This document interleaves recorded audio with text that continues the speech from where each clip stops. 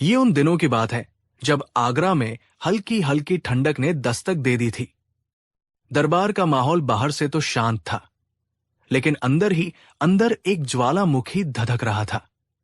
बीरबल की लगातार सफलताओं और शहंशाह अकबर के उनसे बढ़ते लगाव ने मुख्यमंत्री और उनके कुछ चापलूस साथियों की रातों की नींद उड़ा दी थी। मुख्यमंत्री ने धीमी, जहरीली आवाज में अपने साथियों से कहा, आखिर कब तक हम इस बीरबल की जय जयकार सुनते रहेंगे? शहंशाह को तो उसके सिवा कुछ सूझता ही नहीं। ऐसा लगता है जैसे पूरी सल्तनत वही चला रहा है और हम सब तो बस यहां मूरत बनकर बैठे हैं। एक दूसरे दरबारी ने कहा, आप सही कहते हैं मंत्री जी, कल ही देखिए, ईरान के दूत के उस मुश्किल सवाल का जवाब भी उसी ने दिया। हमें तो बोलने का मौका तक नहीं मिला, सारी वाहवाही वही लूट कर ले गया। तीसरे दरबारी ने कहा, उसे सबक सिखाना ही होगा। कोई ऐसी तरकीब निकालनी होगी कि वो शहंशाह और पूरी प्रजा के सामने ऐसा जलील हो कि फिर कभी सिर उठाने के लायक न रहे। उनकी आंखों में बीरबल के लिए नफरत साफ देखी जा सकती थी। वे जानते थे कि बीरबल को ज्ञान या तर्क में हराना नामुमकिन है, इसलिए उन्होंने एक ऐसा जाल बुनने का फैसला किया जो ज्ञान का नहीं बल्कि धोखे और मक्कारी का था। मुख्यमंत्री की आंखों में एक शातिर चमक थी। उसने कहा, मेरे पास एक योजना है, एक ऐसी योजना जिससे सांप भी मर जाएगा और लाठी भी नहीं टूटेगी। हम बीरबल को उसकी अपनी ही चतुराई के खेल में फंसाएंगे। सभी दरबारी उत्सुकता से उसकी ओर देखने लगे।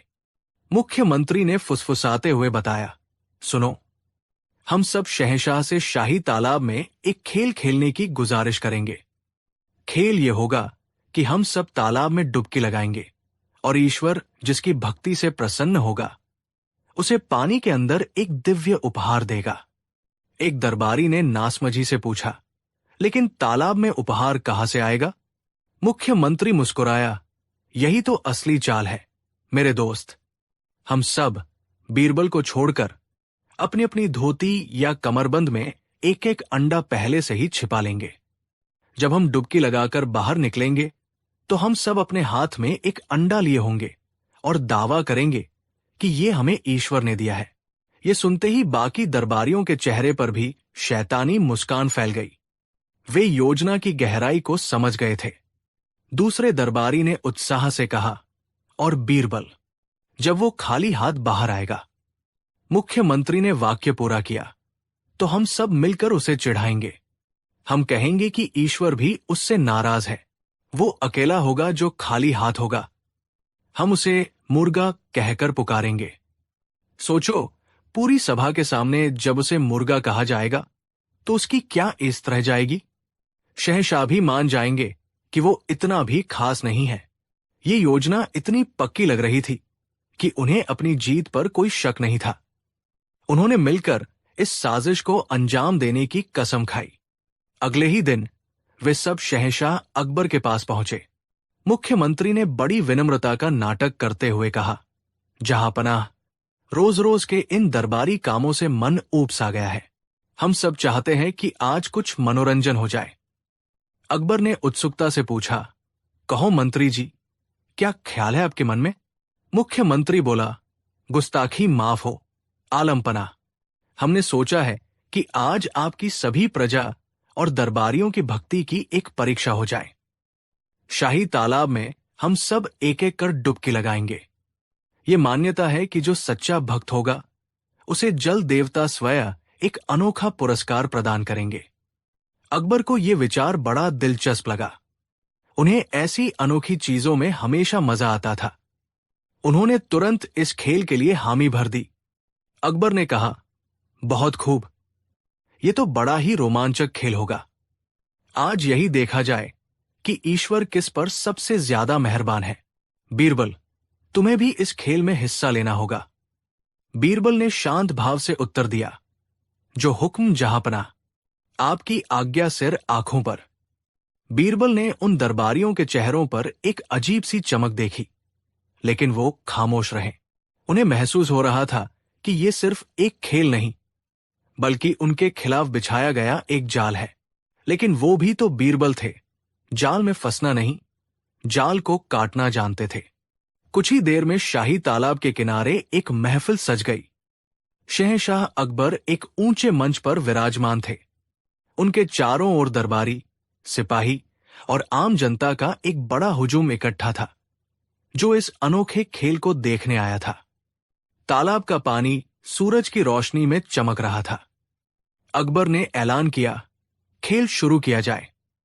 एक एक करके सभी दरबारी तालाब में डुबकी लगाएंगे और देखेंगे कि जल देवता उन्हें क्या इनाम देते हैं।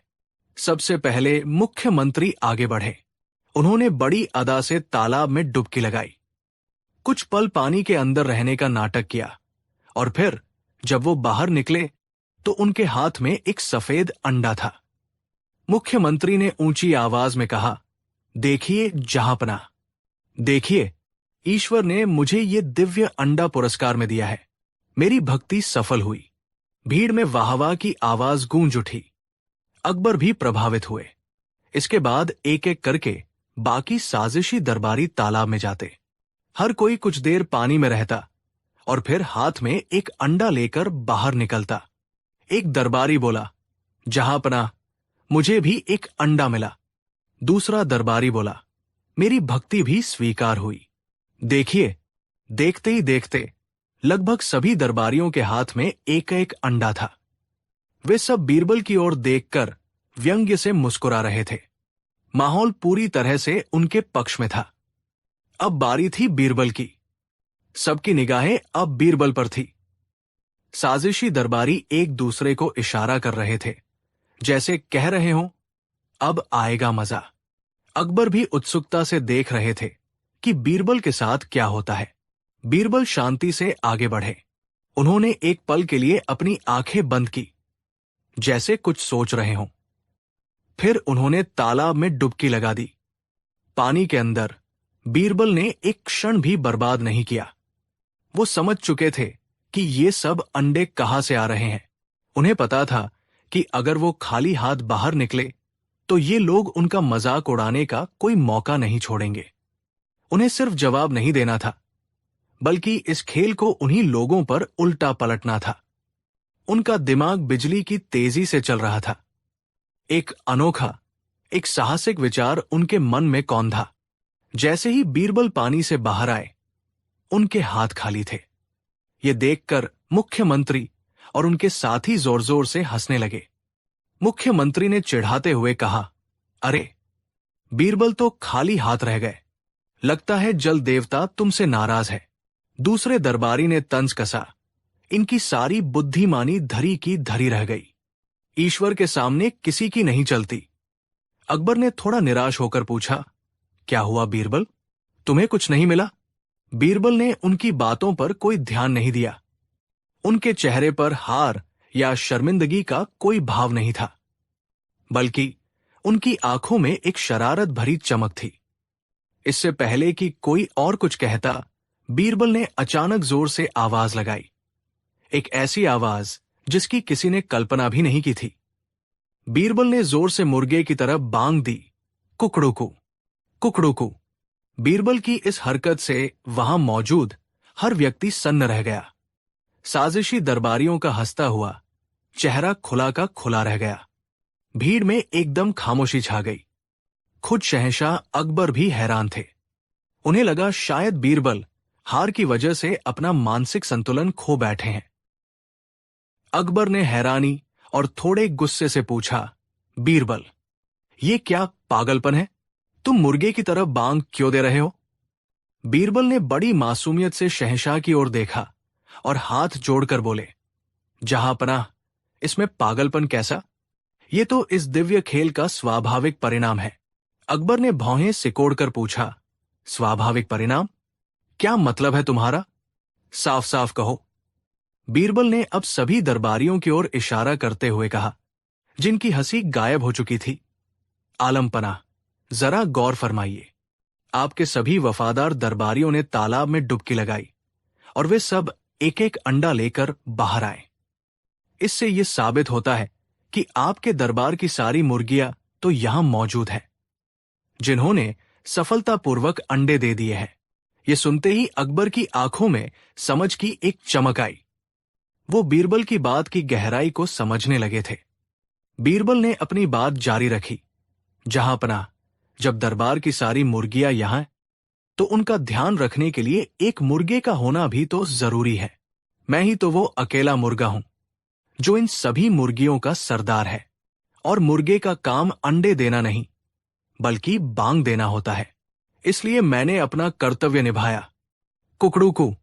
जैसे ही बीरबल ने अपनी बात खत्म की, एक पल के लिए सन्नाटा छाया रहा और फिर शहंशाह अकबर अपने सिंहासन पर बैठे बैठे जोर जोर से हंसने लगे। उनकी हंसी रुकने का नाम ही नहीं ले रही थी। उन्हें हंसता देख पूरी भीड़ भी ठहाके लगाने लगी। अब सारी तस्वीर आईने की तरह साफ हो चुकी थी। जिन दरबारियों ने बीरबल को मुर्गा कहकर शर्मिंदा करने की योजना बनाई थी, बीरबल ने अपनी चतुराई से उन सबको मुर्गिया साबित कर दिया था। उनके चेहरे शर्म से लाल हो गए थे। वे नजरें झुकाए खड़े थे। उनके हाथ में पकड़े हुए अंडे अब उनकी जीत का नहीं, बल्कि उनकी जिल्लत का सबूत बन चुके थे। उन्हें समझ नहीं आ रहा था कि वे उन अंडों का क्या करें। अकबर ने हंसी रोकते हुए कहा, लेकिन उनकी आंखों में अभी भी शरारत थी। वाह बीरबल, वाह! मान गए तुम्हारी हाजिर जवाबी को। तुमने साबित कर दिया कि बुद्धि की एक बांग साजिश की 1000 आवाजों पर भारी पड़ती है। अकबर अब उन दरबारियों की ओर गुस्से से देखते हुए बोले, और तुम सब हमें मूर्ख समझते हो? हमें नहीं पता था कि हमारे दरबार में इतने ज्ञानी मंत्री नहीं, बल्कि अंडे देने वाली मुर्गियां बैठी है। आज से तुम सबकी तनख्वाह से एक एक अंडा रोज वसूला जाएगा। ये सुनकर दरबारियों की हालत और भी खराब हो गई। वे शहंशाह के पैरों में गिरकर माफी मांगने लगे। बीरबल ने एक बार फिर साबित कर दिया था कि जो दूसरों के लिए गड्ढा खोदता है, वो अक्सर खुद ही उसमें गिरता है। तो दोस्तों, ये थी कहानी अंडे का मामला। इस कहानी ने हमें एक बहुत बड़ी सीख दी। ईर्ष्या और साजिश की उम्र बहुत छोटी होती है, लेकिन सच्चाई और बुद्धिमानी हमेशा अमर रहती है। आपको इस कहानी का कौन सा हिस्सा सबसे ज्यादा पसंद आया? जब दरबारियों ने साजिश रची, या जब बीरबल ने कुकड़ूकू करके पूरी बाजी ही पलट दी? हमें नीचे कमेंट सेक्शन में अपनी राय जरूर बताइएगा। आपके कमेंट्स हमारे लिए बहुत मायने रखते हैं। अगर बीरबल की इस चतुराई ने आपके चेहरे पर भी मुस्कान ला दी है, तो इस वीडियो को एक लाइक करना तो बनता है। इसे अपने दोस्तों और परिवार के साथ शेयर जरूर करें, ताकि वे भी इस मजेदार किस्से का लुत्फ उठा सकें। और हां, अगर आप अकबर बीरबल की दुनिया में हमारे साथ ऐसे ही दिलचस्प सफर पर चलना चाहते हैं, तो हमारे चैनल को सब्सक्राइब करना बिल्कुल मत भूलिएगा और उस घंटी वाले आइकॉन को भी जरूर दबा दें, ताकि हमारी अगली कहानी सबसे पहले आप तक पहुंचे। अपना कीमती समय देने के लिए आपका बहुत बहुत शुक्रिया।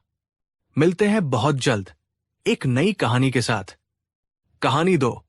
आगरा के किले में उस शाम एक अजीब सी खामोशी पसरी थी। यमुना के किनारे डूबते सूरज की केसरिया रोशनी दीवारों पर पड़ रही थी, लेकिन शहंशाह हिंद जलालुद्दीन मोहम्मद अकबर के दिल में घना अंधेरा छाया हुआ था। उनका आलीशान दरबार लगा था। दरबारी मौजूद थे, फव्वारे चल रहे थे, लेकिन शहंशाह की आंखें कहीं दूर, बहुत दूर अतीत में खोई हुई थी। उनके हाथ में एक पुरानी तस्वीर थी, जिसमें उनके दादा, महान मुगल साम्राज्य के संस्थापक ज़ीरुद्दीन मोहम्मद बाबर का चेहरा उकेरा हुआ था। उन दिनों शहंशाह अक्सर अपने पूर्वजों को याद किया करते थे। उन्हें लगता था कि सल्तनत की शानो शौकत के बीच वो अकेले पड़ गए हैं। कोई ऐसा नहीं था जिससे वो अपने दिल की वो बातें कह सकें जो एक शहंश नहीं, बल्कि एक पोता कहना चाहता है। उनकी इस उदासी ने दरबार के माहौल को भी बोझिल कर दिया था। दरबार के कुछ मंत्री, जो बीरबल की बढ़ती शोहरत और शहंशाह से उसकी नजदीकी से जलते थे, इस मौके को एक अवसर की तरह देख रहे थे। उनका मुखिया मुल्ला खान एक शातिर और महत्वाकांक्षी व्यक्ति था। उसने देखा कि शहंशाह भावनात्मक रूप से कमजोर है और इसी कमजोरी का फायदा उठाकर बीरबल को हमेशा के लिए शहंशाह की नजरों से गिराया जा सकता है। मुल्ला खान धीरे से अकबर के पास गया और बड़ी हमदर्दी जताते हुए बोला, आलम पनाह, आपकी इस उदासी को देखकर हमारा दिल बैठा जा रहा है। काश कोई ऐसा तरीका होता कि हम आपके मन का बोझ हल्का कर पाते। अकबर ने एक ठंडी सांस भरी और कहा, मुल्ला खान, कुछ घाव ऐसे होते हैं जो वक्त के साथ भरते नहीं और गहरे हो जाते हैं। हम अपने दादा जान से मिलना चाहते हैं, उनसे पूछना चाहते हैं कि हमने उनकी बनाई सल्तनत को सही से संभाला है या नहीं, लेकिन यह नामुमकिन है। मुल्ला खान की आंखों में एक शैतानी चमक कौंधी। उसने कहा, जहां पनाह, दुनिया के लिए नामुमकिन होगा, लेकिन आपके दरबार में तो एक ऐसा नगीना है जो हर नामुमकिन को मुमकिन करने का दावा करता है। मेरा मतलब है आपके प्रिय बीरबल। उसने जहर बुझा तीर छोड़ दिया था। बीरबल तो सबसे बुद्धिमान है। मुल्ला खान ने आगे कहा, कहते हैं कि उनकी पहुंच जमीन से लेकर आसमान तक है। क्या पता वो अपनी बुद्धिमानी और ताकत से आपके दादाजान को स्वर्ग से वापस बुलाने का कोई रास्ता निकाल ही ले। ये बात एक तीर की तरह अकबर के उदास मन में चुभ गई। एक निराश इंसान उम्मीद की छोटी सी किरण को भी पकड़ लेना चाहता है। उन्होंने सोचा, हां, बीरबल, वो तो कुछ भी कर सकता है। गम और उम्मीद के इस घालमेल में शहंशाह अपनी तर्क शक्ति खो बैठे। उन्होंने तुरंत बीरबल को अपने पास बुलाया। बीरबल हमेशा की तरह शांत और संयमित थे। अकबर ने उस तस्वीर को दिखाते हुए कहा, बीरबल, तुम हमारे सबसे वफादार और सबसे काबिल मंत्री हो। आज हम तुमसे कुछ ऐसा मांग रहे हैं जो शायद कोई और न कर पाए। बीरबल ने सिर झुकाकर कहा, हुक्म कीजिए जहांपनाह। ये जान भी आपकी सल्तनत के लिए हाजिर है।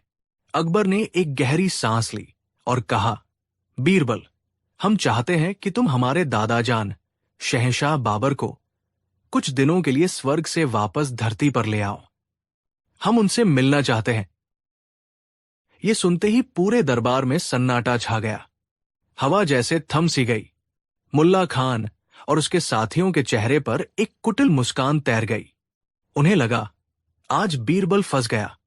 ये एक ऐसा काम था जिसे कोई इंसान नहीं कर सकता था। अगर बीरबल ना कहता तो शहंशाह का दिल टूट जाता और वो उनकी नजरों से गिर जाता, और अगर वो हां कहता तो वो एक झूठा और धोखेबाज साबित होता। दोनों ही सूरतों में उसका खेल खत्म था। बीरबल ने एक पल के लिए अपनी आंखें बंद की। उन्होंने शहंशाह के चेहरे पर उदासी और उम्मीद का मिश्रण देखा। उन्होंने मुल्ला खान की आंखों में जीत की चमक भी देखी। वो समझ गए कि ये सिर्फ शहंशाह का हुक्म नहीं, बल्कि उनके खिलाफ एक गहरी साजिश है। बीरबल ने आंखें खोली। उनके चेहरे पर न तो घबराहट थी, न ही कोई हैरानी।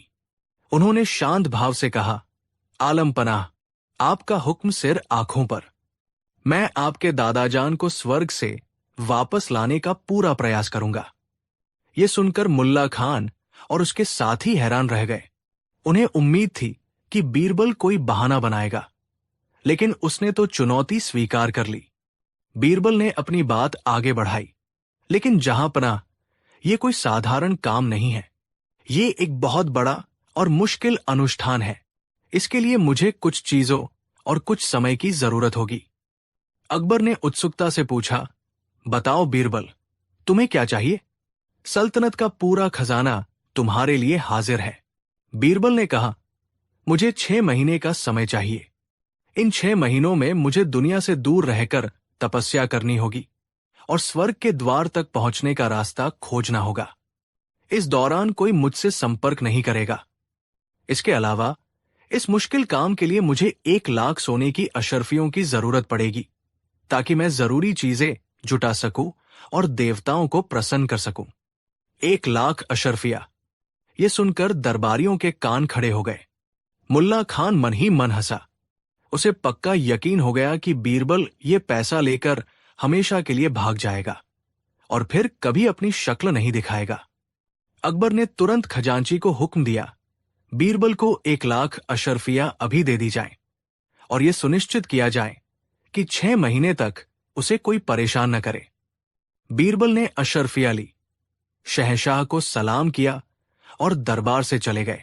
उनके जाने के बाद मुल्ला खान और उसके साथी जश्न मनाने लगे। उन्हें लगा कि उन्होंने एक ही तीर से 2 शिकार कर लिए हैं। बीरबल से छुटकारा भी मिल जाएगा और शहंशाह की नजरों में वो एक भगोड़ा साबित हो जाएगा। लेकिन बीरबल भागने वालों में से नहीं थे। उनके दिमाग में एक ऐसी योजना चल रही थी जिसकी किसी ने कल्पना भी नहीं की थी।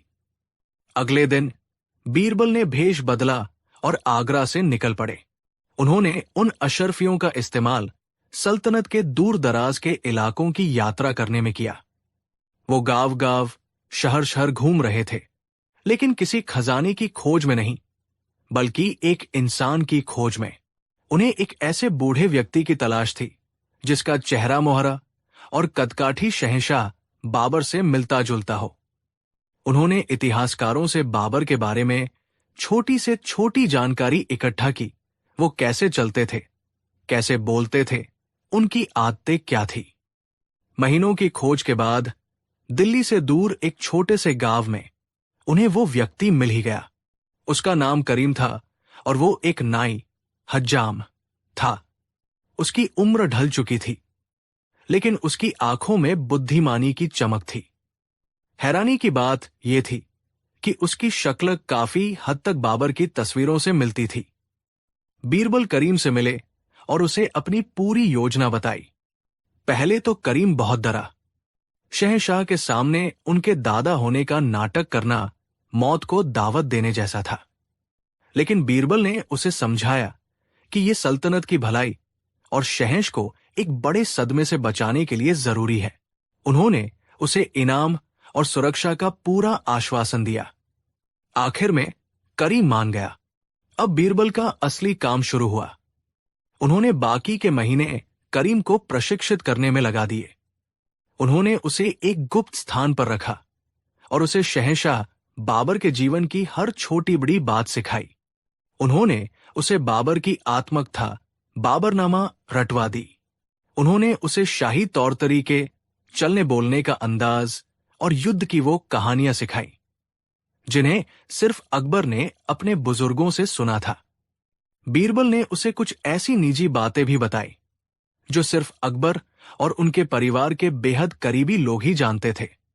सबसे जरूरी चीज जो बीरबल ने करीम को सिखाई वो थी एक खास संदेश जो उसे सही समय पर शहंशाह को देना था। यही संदेश इस पूरी योजना का केंद्र बिंदु था। 6 महीने बीत गए। जिस दिन बीरबल को लौटना था उस दिन अकबर का दरबार खचाखच भरा हुआ था। हर किसी की आंखों में उत्सुकता थी। मुल्ला खान और उसके साथी इस बात पर शर्त लगा रहे थे कि बीरबल नहीं लौटेगा। वो शहंशाह के कान भर रहे थे। देखिए जहांपनाह, हमने तो पहले ही कहा था। वो धोखेबाज पैसा लेकर भाग गया। अकबर का दिल बैठा जा रहा था। उन्हें अपनी गलती का एहसास हो रहा था। शायद उन्होंने गम में आकर बीरबल से कुछ ज्यादा ही मांग लिया था। तभी दरबार के दरवाजे पर नगाड़ों की आवाज गूंजी। पहरेदार ने ऐलान किया, मंत्री बीरबल तशरीफ ला रहे हैं। सबकी आंखें दरवाजे पर टिक गई। बीरबल अंदर दाखिल हुए। वो थके हुए लग रहे थे, जैसे सच में कोई लंबी यात्रा करके आए हों। लेकिन उनकी आंखों में आत्मविश्वास की वही चमक थी। उनके पीछे पीछे एक और व्यक्ति था जिसने शाही मुगल अंदाज के कपड़े पहने थे। उसका चेहरा ढका हुआ था। बीरबल ने शहंशाह के सामने आकर सजदा किया और कहा, आलम पनाह, आपकी दुआओं और ईश्वर की कृपा से मेरा अनुष्ठान सफल रहा। मैं आपकी अमानत को स्वर्ग से वापस ले आया हूं। यह कहकर बीरबल ने उस व्यक्ति के चेहरे से नकाब हटाया। एक पल के लिए पूरे दरबार में मौत जैसा सन्नाटा छा गया। सामने खड़ा व्यक्ति हूबहू शहंशाह बाबर जैसा दिख रहा था। वही कद, वही चेहरा, वही रोबदार आंखें। मुल्ला खान और उसके साथियों के तो होश ही उड़ गए। उन्हें अपनी आंखों पर यकीन नहीं हो रहा था। क्या बीरबल ने सच में ये नामुमकिन काम कर दिखाया? अकबर अपनी गद्दी से खड़े हो गए। उनकी आंखों से आंसू बहने लगे। वो धीरे धीरे उस व्यक्ति की ओर बढ़े। उनके दिल में भावनाओं का तूफान उमड़ रहा था। एक हिस्सा कह रहा था कि यह सच नहीं हो सकता, लेकिन उनका दिल मानने को तैयार नहीं था। दादाजान, अकबर की आवाज कांप रही थी। करीम ने, जिसे बीरबल ने सब कुछ सिखा दिया था, एक हल्की सी मुस्कान के साथ कहा, हां मेरे बच्चे जलाल, तुम तो बहुत बड़े हो गए हो और एक काबिल शहंशाह भी बन गए हो। उसकी आवाज में एक ऐसा ठहराव और रोब था कि अकबर का संदेह लगभग खत्म हो गया।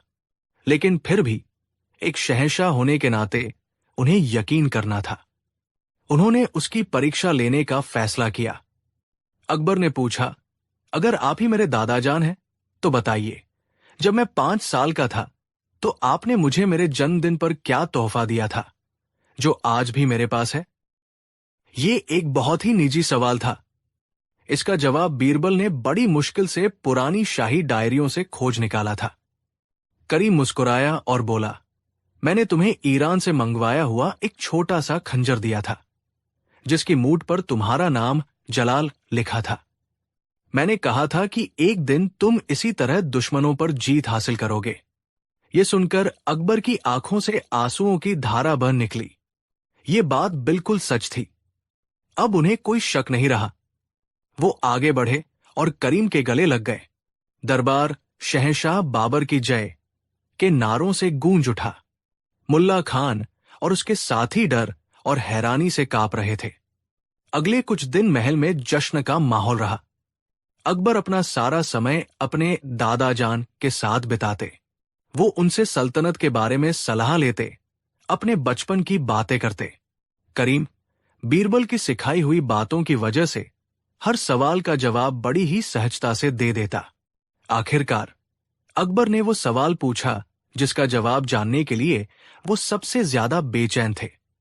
दादाजान, स्वर्ग कैसा है? क्या आप वहां खुश हैं?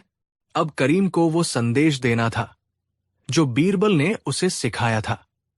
करीम ने एक गहरी सांस ली और कहा, बेटा, स्वर्ग बहुत ही खूबसूरत जगह है। वहां हर तरह का ऐशो आराम है। हूरें हैं, झरने हैं, फलों के बाग हैं। कोई दुख, कोई तकलीफ नहीं। हम सब, तुम्हारे पूर्वज, वहां बहुत खुश है। ये सुनकर अकबर को तसल्ली हुई, लेकिन करीम ने अपनी बात आगे बढ़ाई, पर बेटा, एक बहुत बड़ी तकलीफ है हम सबको वहां। अकबर ने हैरानी से पूछा, तकलीफ? स्वर्ग में कैसी तकलीफ? करीम ने बड़े दुखी मन से कहा, बेटा, स्वर्ग में बाकी सब कुछ तो है, लेकिन वहां एक भी अच्छा नाई, हज्जाम, नहीं है। फरिश्तों को तलवार चलानी आती है, लेकिन उस तरह चलाना बिल्कुल नहीं आता। तुम यकीन नहीं करोगे, तुम्हारे परदादा, तुम्हारे वालिद हुमायूं और मैं, हम सब के बाल और दाढ़ी बेतरतीब ढंग से बढ़ गए हैं। हमारी शान के खिलाफ है ये। हम मुगल शहंशाह होकर ऐसे कैसे रह सकते हैं? ये सुनकर अकबर हैरान रह गए। ये कैसी समस्या थी? करीम ने कहा, मैं तो बस कुछ दिनों के लिए आया हूं, तुम्हारी सल्तनत देखने और तुम्हें यह बताने कि हमें वहां तुम्हारी मदद की जरूरत है। जलाल, तुम तुरंत अपने राज्य के सबसे अच्छे और सबसे काबिल नाइयों को स्वर्ग भेजो, ताकि वो वहां आकर हमारी खिदमत कर सकें। हमें उनकी सख्त जरूरत है। अकबर अपने दादाजान की तकलीफ दूर करने के लिए कुछ भी कर सकते थे। उन्होंने तुरंत कहा, जरूर दादाजान, मैं आज ही सल्तनत के सबसे बेहतरीन नाइयों को आपके साथ स्वर्ग भेजने का बंदोबस्त करता हूं। यह कहकर अकबर अपने सिंहासन पर बैठे और दरबारियों की ओर देखा। उनकी नजर सबसे पहले मुल्ला खान पर पड़ी, जो अक्सर अपनी हर कला में माहिर होने का दम भरता था। अकबर ने कहा, मुल्ला खान, तुम हमारे सबसे पुराने और वफादार मंत्री हो। तुम हमेशा कहते हो कि तुम हर काम में निपुण हो। हमें यकीन है कि तुम एक अच्छे नाई का काम भी जानते होगे। हम तुम्हें यह सम्मान देना चाहते हैं। तुम हमारे पूर्वजों की सेवा के लिए स्वर्ग जाने वाले पहले व्यक्ति होगे। ये सुनते ही मुल्ला खान के पैरों तले जमीन खिसक गई। उसका चेहरा सफेद पड़ गया। स्वर्ग जाना मतलब मरना। वो कांपते हुए बोला, लेकिन जहांपना, मैं तो एक मंत्री हूं। मैं उस तरह चलाना नहीं जानता। अकबर ने गुस्से से कहा, यह सम्मान का मौका है, इससे इनकार मत करो। सिपाही, मुल्ला खान और इनके साथियों को शाही सम्मान के साथ स्वर्ग भेजने की तैयारी करो। इन्हें जिंदा दफनाकर स्वर्ग पहुंचाया जाए। अब मुल्ला खान और उसके साथियों की जान पर बनाई। मौत को सामने देखकर उनका सारा घमंड और साजिश धरी की धरी रह गई। वे सब एक साथ अकबर के कदमों में गिर पड़े। मुल्ला खान रोते हुए बोला, हमें माफ कर दीजिए जहांपना। ये सब एक धोखा है। ये आपके असली दादाजान नहीं है। ये सब बीरबल की चाल है। हमने ही बीरबल को फंसाने के लिए आपसे ये नामुमकिन मांग करने को कहा था। हमें लगा था कि वो भाग जाएगा, लेकिन उसने तो सच में किसी को स्वर्ग से लाकर खड़ा कर दिया। हमें माफ कर दीजिए। दरबार में एक बार फिर सन्नाटा छा गया। अकबर ने एक नजर रोते हुए मुल्ला खान पर डाली और फिर शांत खड़े बीरबल की ओर देखा। बीरबल के चेहरे पर एक हल्की सी मुस्कान थी। अब अकबर को सारी बात समझ में आ गई। वो समझ गए कि बीरबल ने ये सब क्यों किया।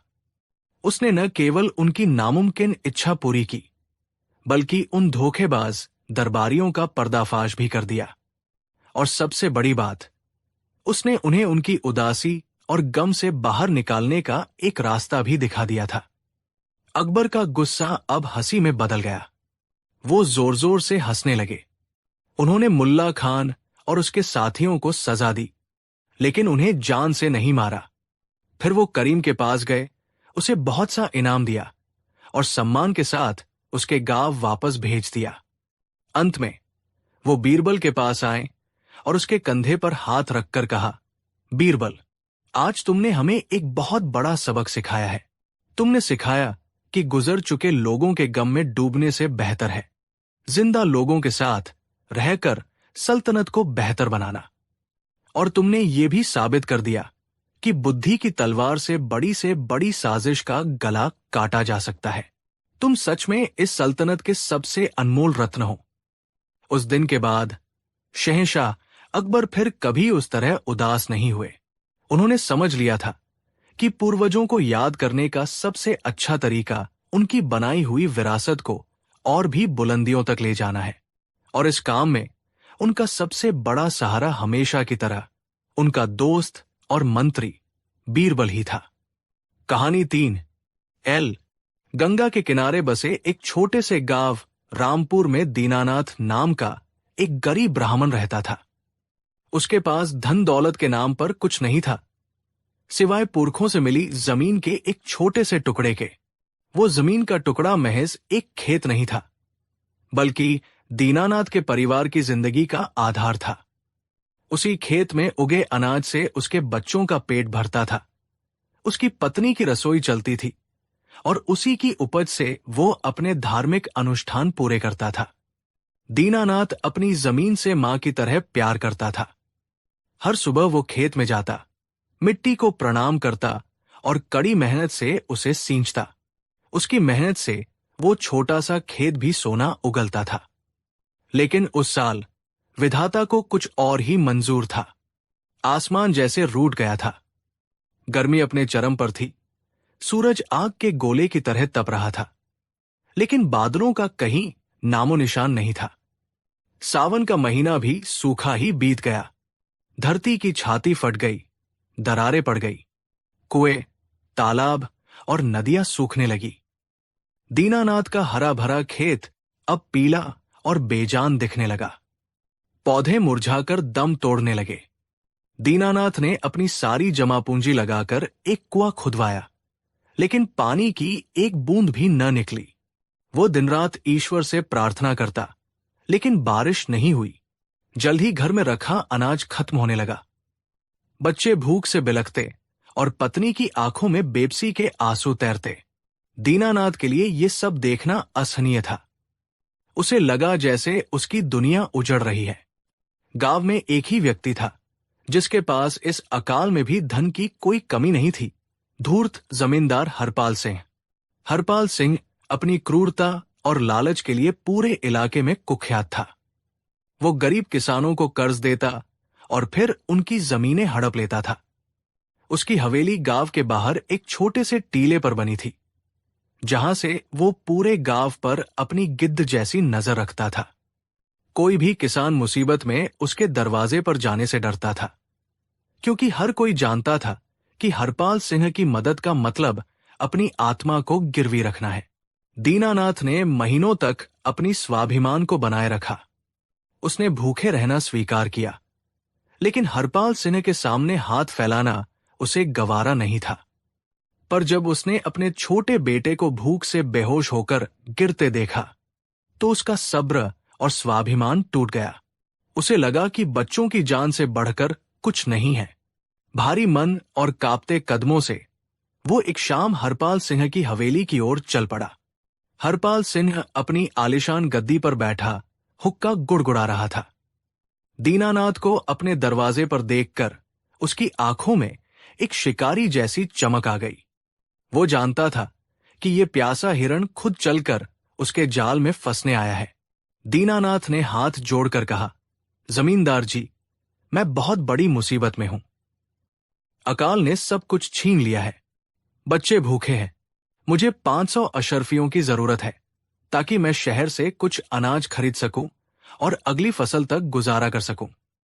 हरपाल सिंह ने झूठी हमदर्दी दिखाते हुए कहा, अरे दीनानाथ, तुम्हारी ये हालत देखकर मुझे बहुत दुख हुआ। तुम एक सम्मानित ब्राह्मण हो।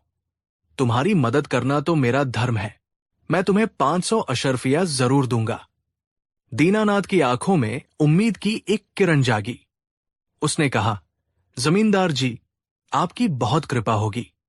जैसे ही अगली फसल आएगी, मैं आपका एक एक पैसा सूद समेत लौटा दूंगा। पैसे की चिंता मत करो दीनानाथ, हरपाल सिंह ने मक्कारी से कहा। लेकिन तुम तो जानते हो, जमाना बहुत खराब है। कल को कोई मुकर जाए तो, इसलिए हमें एक छोटा सा दस्तावेज बनाना होगा, बस गारंटी के तौर पर। कैसी मालिक? दीनानाथ ने घबराकर पूछा। हरपाल सिंह ने नॉनशैलेंटली कहा, तुम्हें अपनी जमीन का टुकड़ा मेरे पास गिरवी रखना होगा। जब तुम मेरे पैसे लौटा दोगे तो जमीन वापस तुम्हारी हो जाएगी। ये तो बस एक फॉर्मेलिटी है। ये सुनकर दीनानाथ के पैरों तले जमीन खिसक गई। अपनी जमीन को गिरवी रखना, ये तो अपनी मां को बेचने जैसा था। लेकिन फिर उसे अपने भूखे बच्चों का चेहरा याद आया। उसके पास कोई और रास्ता नहीं था। उसने आंसू पीकर कहा, ठीक है जमींदार जी, जैसा आप कहें। हरपाल सिंह ने तुरंत अपने मुंशी को बुलाया और एक दस्तावेज तैयार करवाया। दीनानाथ पढ़ा लिखा नहीं था, वो बस अपना नाम लिखना जानता था। हरपाल सिंह ने दस्तावेज को जोर जोर से पढ़ना शुरू किया। मैं दीनानाथ अपनी मर्जी से अपनी जमीन जमींदार हरपाल सिन्हा के पास 500 अशर्फियों के बदले गिरवी रख रहा हूं। जब मैं ये कर्ज चुका दूंगा तो जमीन मुझे वापस मिल जाएगी। यहां तक तो सब ठीक था, लेकिन हरपाल सिंह ने आखिरी पंक्ति में अपनी धूर्तता का जहर घोल दिया था। उसने एक शर्त जोड़ी थी, जिसे उसने बहुत तेजी से और अस्पष्ट शब्दों में पढ़ा। दीनानाथ ने पूछा, ये आखिरी शर्त क्या है मालिक? हरपाल सिंह ने हंसकर कहा, अरे कुछ खास नहीं पंडित जी, बस यही लिखा है कि तुम अपनी जमीन तभी वापस ले पाओगे जब धरती और आकाश एक हो जाएंगे। ये तो बस एक मुहावरा है, कहने का एक तरीका है कि जब तक सूरज चांद रहेगा हमारा ये रिश्ता बना रहेगा। तुम चिंता मत करो। दीनानाथ उसकी बातों के जाल में फंस गया। उसे लगा कि ये जमींदार का बस बात करने का एक अंदाज है। उसने कांपते हाथों से दस्तावेज पर अपना अंगूठा लगा दिया। हरपाल सिंह ने उसे अशर्फियों की थैली थमाई और मन ही मन अपनी जीत पर मुस्कुराया। वो जानता था कि धरती और आकाश कभी एक नहीं हो सकते, और अब ये जमीन हमेशा के लिए उसकी हो चुकी थी। दीनानाथ ने उन पैसों से अपने परिवार को संभाला। कुछ महीनों बाद ईश्वर ने उसकी प्रार्थना सुन ली। आसमान में काले बादल घिर आए और झमाझम बारिश होने लगी। सूखी धरती की प्यास बुझी। किसानों के चेहरे खिल उठे। दीनानाथ ने दिन रात मेहनत करके अपने खेत में फसल लगाई। इस बार फसल इतनी अच्छी हुई कि उसकी सारी परेशानियां दूर हो गई। फसल बेचकर उसने 500 अशर्फिया और उस पर बना सूद इकट्ठा किया और सीधे हरपाल सिंह की हवेली पहुंचा। जमींदार जी, ये लीजिए आपकी पूरी रकम। दीनानाथ ने पैसों की थैली उसके सामने रखते हुए कहा। अब कृपा करके मेरी जमीन का दस्तावेज मुझे वापस कर दीजिए। हरपाल सिंह ने एक जोरदार ठहाका लगाया। उसकी हंसी में क्रूरता और मजाक था। जमीन? कैसी जमीन पंडित? वो जमीन तो अब मेरी है। दीनानाथ हैरान रह गया। ये आप क्या कह रहे हैं? बात तो यही हुई थी कि पैसे चुकाने पर आप मेरी जमीन लौटा देंगे। हरपाल सिंह ने उस दस्तावेज को अपनी तिजोरी से निकाला और दीनानाथ के मुंह पर फेंकते हुए कहा, पढ़ो इसे। इसमें साफ साफ लिखा है, तुम अपनी जमीन तभी वापस पा सकते हो जब धरती और आकाश एक हो जाएंगे। जाओ, पहले उन दोनों को मिलाकर आओ, फिर अपनी जमीन की बात करना। अब दीनानाथ को उस धोखे का एहसास हुआ। उसकी दुनिया लुट चुकी थी। वो गिड़गिड़ाया, रोया, हरपाल सिंह के पैरों में गिर गया। लेकिन उस पत्थर दिल इंसान पर कोई असर नहीं हुआ। उसने दीनानाथ को धक्के मारकर अपनी हवेली से बाहर निकाल दिया। दीनानाथ टूट चुका था। उसने गांव की पंचायत में गुहार लगाई, लेकिन हरपाल सिंह ने सबको अपने पैसे और ताकत से खरीद रखा था। कोई भी जमींदार के खिलाफ जाने की हिम्मत नहीं कर सका। दीनानाथ हर दरवाजे से निराश लौटा। उसकी अपनी ही जमीन पर अब हरपाल सिंह के आदमी खेती कर रहे थे और वो दूर से खड़े होकर आंसू बहाने के सिवा कुछ नहीं कर सकता था। एक दिन जब दीनानाथ पूरी तरह से निराश हो चुका था, गांव के एक बूढ़े ने उसे सलाह दी, बेटा, यहां तुम्हारी कोई नहीं सुनेगा, तुम आगरा जाओ। सुना है शहंशाह अकबर बहुत न्यायप्रिय है और उनके मंत्री बीरबल के पास हर मुश्किल का हल है। शायद वही तुम्हारी मदद कर सके। एक आखिरी उम्मीद लेकर दीनानाथ ने अपनी पत्नी और बच्चों को विदा किया और आगरा की लंबी और कठिन यात्रा पर निकल पड़ा। कई हफ्तों तक पैदल चलने, भूखे प्यासे रहने के बाद वो आखिरकार मुगल सल्तनत की राजधानी आगरा पहुंचा। आगरा की शानो शौकत देखकर उसकी आंखें चौंधिया गई। शाही किले के बाहर हजारों की भीड़ थी। एक गरीब फटेहाल ब्राह्मण के लिए शहंशाह तक पहुंचना लगभग नामुमकिन था। कई दिनों तक वो किले के बाहर भटकता रहा, लेकिन किसी भी सिपाही ने उसे अंदर नहीं जाने दिया। एक दिन जब वो निराश होकर एक पेड़ के नीचे बैठा रो रहा था, तो एक साधारण से दिखने वाले व्यक्ति की नजर उस पर पड़ी। वो व्यक्ति कोई और नहीं, बल्कि भेष बदलकर शहर का हाल जानने निकले बीरबल ही थे। बीरबल ने उसके पास आकर पूछा, क्या बात है पंडित जी, आप इतने दुखी क्यों हैं? दीनानाथ ने आंसू पोंछते हुए अपनी पूरी दर्द भरी कहानी बीरबल को सुना दी। बीरबल ने बड़े ध्यान से सब कुछ सुना।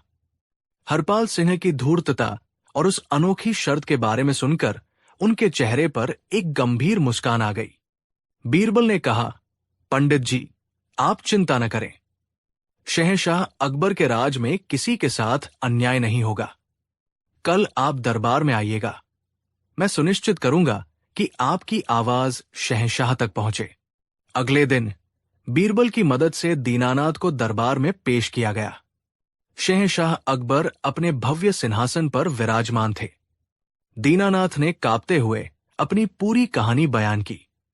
जमींदार की धोखेबाजी की बात सुनकर शहंशाह की आंखों में गुस्सा उतर आया। उन्होंने तुरंत हरपाल सिंह को दरबार में पेश करने का हुक्म दिया। कुछ हफ्तों बाद हरपाल सिंह शाही दरबार में हाजिर हुआ। वो पूरी तरह से आश्वस्त था। उसके हाथ में वह दस्तावेज था जो कानूनी रूप से उसे सही साबित करता था। अकबर ने पूछा, हरपाल सिंह, क्या इस ब्राह्मण का आरोप सच है? हरपाल सिंह ने सिर झुकाकर कहा, आलम पनाह, ये ब्राह्मण झूठ बोल रहा है। इसने अपनी मर्जी से अपनी जमीन मेरे पास गिरवी रखी थी और ये दस्तावेज उसका सबूत है। उसने दस्तावेज शहंशाह के सामने पेश किया। अकबर ने दस्तावेज पढ़ा। शर्त पढ़कर वो भी सोच में पड़ गए। कानूनी तौर पर हरपाल सिंह गलत नहीं था। दीनानाथ ने खुद उस शर्त पर अंगूठा लगाया था। दरबार में मौजूद सभी मंत्री भी चुप थे। उन्हें कोई रास्ता नहीं सूझ रहा था। हरपाल सिंह मन ही मन अपनी जीत पर खुश हो रहा था। तभी बीरबल अपनी जगह से उठे। उन्होंने शहंशाह से इजाजत लेकर कहा, जहांपनाह, दस्तावेज के अनुसार जमींदार हरपाल सिंह अपनी जगह सही है। दीनानाथ को जमीन तभी वापस मिल सकती है जब धरती और आकाश एक हो जाएं। इसमें कोई शक नहीं है। यह सुनकर दीनानाथ का दिल टूट गया। उसे लगा बीरबल भी जमींदार का साथ दे रहे हैं। हरपाल सिंह की छाती गर्व से और चौड़ी हो गई। लेकिन बीरबल ने अपनी बात जारी रखी, इसलिए जहांपनाह, हमें बस इस शर्त को पूरा करना है। हमें धरती और आकाश को मिलाना होगा।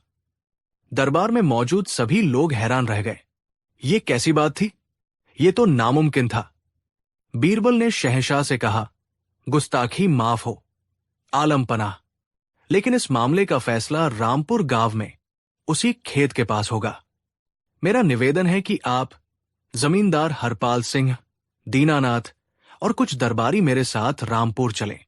अकबर बीरबल की योजना समझ नहीं पाए, लेकिन उन्हें बीरबल की बुद्धिमानी पर पूरा भरोसा था। उन्होंने तुरंत रामपुर चलने की तैयारी का आदेश दिया। अगले दिन पूरा शाही काफिला रामपुर गांव पहुंचा। शहंशाह को अपने गांव में देखकर सभी गांव वाले हैरान रह गए। दीनानाथ के खेत के पास एक शाही खेमा लगाया गया। बीरबल ने गांव के कुछ कारीगरों को बुलाया और उन्हें एक बहुत बड़ा विशाल आईना, दर्पण बनाने का आदेश दिया। कारीगर दिन रात काम करके एक ऐसा आईना तैयार करने में जुट गए जो किसी ने पहले कभी नहीं देखा था।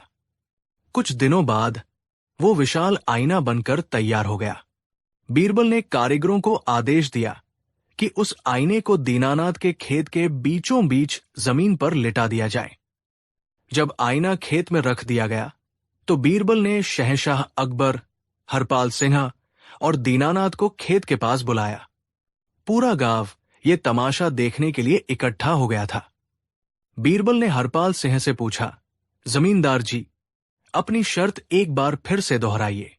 हरपाल सिंह ने बड़े घमंड से कहा, शर्त यह है कि ये जमीन दीनानाथ को तभी वापस मिलेगी जब धरती और आकाश एक हो जाएंगे। ठीक है, बीरबल ने मुस्कुराते हुए कहा, तो फिर जरा गौर से देखिए। बीरबल ने हरपाल सिंह को उस विशाल आईने के सामने खड़ा कर दिया।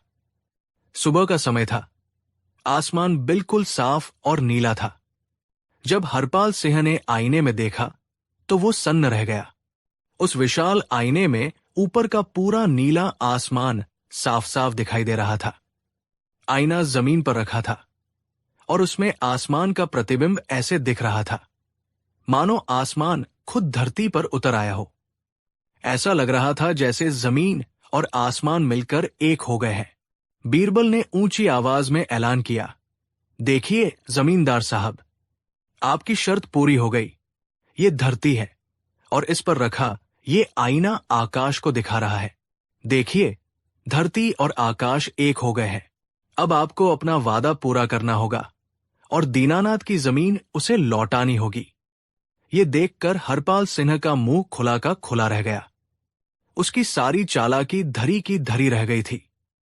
बीरबल ने उसी के शब्दों के जाल में उसे फंसा दिया था। उसके पास कहने के लिए कुछ नहीं था। पूरा गांव बीरबल की इस अनोखी बुद्धिमानी को देखकर दंग रह गया।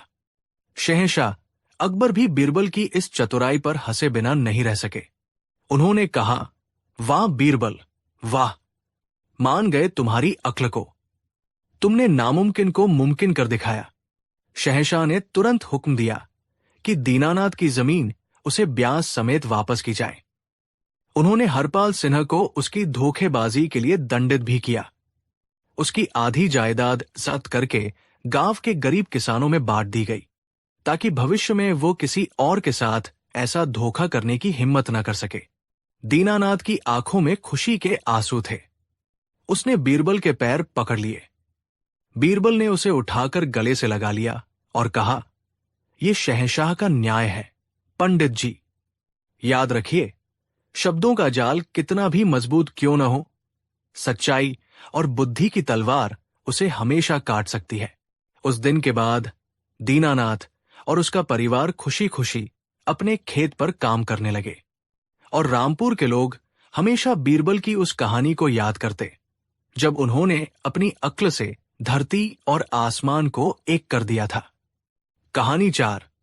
आगरा में उस दिन की सुबह भी बाकी दिनों की तरह ही थी। सूरज अपनी सुनहरी किरणें बिखेर रहा था और यमुना का पानी चांदी की तरह चमक रहा था। शहंशाह अकबर का दरबार लगा हुआ था। न्याय और प्रशासन के काम चल रहे थे, लेकिन शहंशाह के चेहरे पर एक ऊब का भाव था। उन्हें कुछ नया, कुछ रोमांचक चाहिए था, कुछ ऐसा जो इतिहास में पहले कभी न हुआ हो। अकबर ने एक गहरी सांस लेते हुए कहा, बीरबल, क्या इस दुनिया में सब कुछ संभव है? बीरबल ने मुस्कुराते हुए जवाब दिया, जहांपनाह, इंसान की कल्पना जहां तक जा सकती है वहां तक सब कुछ संभव है। बस उसे सच करने का तरीका और नीयत सही होनी चाहिए। अकबर बोले, हम कुछ ऐसा करना चाहते हैं बीरबल जिसे आने वाली सदियां याद रखें, कुछ ऐसा जो मुगल सल्तनत की शान को आसमान तक पहुंचा दे। और जैसे कि किस्मत ने शहंशाह की सुन ली हो, उसी वक्त दरबार के द्वार पर एक पहरेदार ने आकर इत्तिला दी। उसने सिर झुकाकर कहा, आलम पनाह की जय हो। द्वार पर एक साधु जैसा दिखने वाला व्यक्ति आया है। उसका नाम चतुरसेन है और उसका दावा है कि उसके पास दुनिया की सबसे कीमती चीज है जिसे वो सिर्फ शहंशाह को ही दिखाना चाहता है। अकबर की आंखों में एक चमक आ गई। उन्होंने कहा, दिलचस्प, उसे अंदर आने की इजाजत दी जाए। दरबार का भारी दरवाजा खुला और अंदर एक लंबा पतला आदमी दाखिल हुआ। उसने भगवा वस्त्र पहने थे, माथे पर चंदन का लेप था और उसकी आंखों में एक अजीब सी चमक थी जो किसी को भी अपनी बातों में फंसा सकती थी। उसका नाम था चतुरसेन। वो कोई साधु नहीं बल्कि एक बहुत बड़ा ठग था जो अपनी मीठी बातों से राजाम महाराजाओं को लूटने के लिए मशहूर था। चतुरसेन अकबर के सिंहासन के पास आकर झुककर सलाम करता है। उसने हाथ जोड़कर मीठी आवाज में कहा, शहंशाहैन की उम्र दराज हो। मैं कई वर्षों तक हिमालय की कंदराओं में तपस्या करने के बाद आज आपके दर्शन करने आया हूं। मैंने आपकी महानता और न्याय के किस्से सुने हैं और मुझे विश्वास हो गया कि जिस दिव्य वस्तु का मैं संरक्षक हूं वो आपके ही योग्य है। अकबर ने प्रभावित होकर पूछा, ऐसी क्या चीज है तुम्हारे पास चतुरसेन जो तुम इतनी दूर से हमारे लिए लाए हो? चतुरसेन ने अपनी कमर में बंधी एक छोटी सी रेशमी पोटली निकालते हुए कहा, जहांपना, ये कोई मामूली चीज नहीं है। ये कुदरत का एक ऐसा करिश्मा है जो सदियों में एक बार किसी भाग्यशाली राजा को ही नसीब होता है। चतुरसेन धीरे धीरे पोटली खोलता है। उसके अंदर एक छोटा, सुनहरा और चमकता हुआ बीज रखा है। दरबार में मौजूद सभी लोगों की आंखें उस बीज पर टिक जाती है। एक दरबारी ने फुसफुसाते हुए कहा, अरे, ये तो सोने का लग रहा है। अकबर ने पूछा, ये क्या है चतुरसेन? साफ साफ बताओ। चतुरसेन ने एक रहस्यमयी मुस्कान के साथ जवाब दिया, शहंशाह, ये सोने के पेड़ का बीज है। ये सुनते ही दरबार में एक पल के लिए सन्नाटा छा जाता है। फिर अचानक कानाफूसी शुरू हो जाती है। बीरबल के चेहरे पर अब भी वही शांत भाव है, लेकिन उनकी आंखें चतुरसेन को ध्यान से देख रही है। अकबर ने हैरानी और उत्साह से पूछा, सोने का पेड़? क्या मतलब है तुम्हारा? क्या इस बीज से सच में सोने का पेड़ उगेगा? चतुरसेन बोला, जी आलम पनाह, अगर इस बीज को सही विधि और सही हाथों से बोया जाए तो इससे एक विशाल पेड़ उगेगा जिसकी पत्तियों से हर सुबह सोने की अशर्फियां झरेंगी। सोचिए शहंशाह, आपकी सल्तनत में कभी धन की कमी नहीं होगी। आप दुनिया के सबसे अमीर बादशाह बन जाएंगे।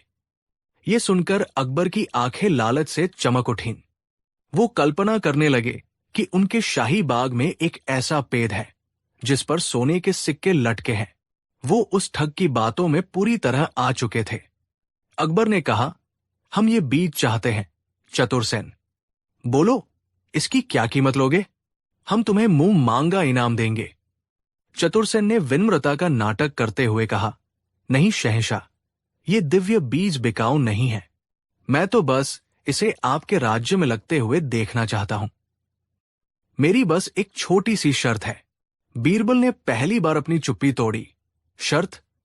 साधु संत तो निस्वार्थ होते हैं, फिर ये शर्त कैसी? चतुरसेन बीरबल को देखता है और समझ जाता है कि यही उसकी राह का सबसे बड़ा कांटा है। उसने कहा, मंत्री जी, ये शर्त मेरे लिए नहीं, बल्कि इस बीज की पवित्रता के लिए है। ये कोई साधारण बीज नहीं है। इसे केवल वही व्यक्ति बो सकता है जिसने अपने जीवन में कभी कोई पाप न किया हो, कभी झूठ न बोला हो और कभी किसी की कोई चीज न चुराई हो।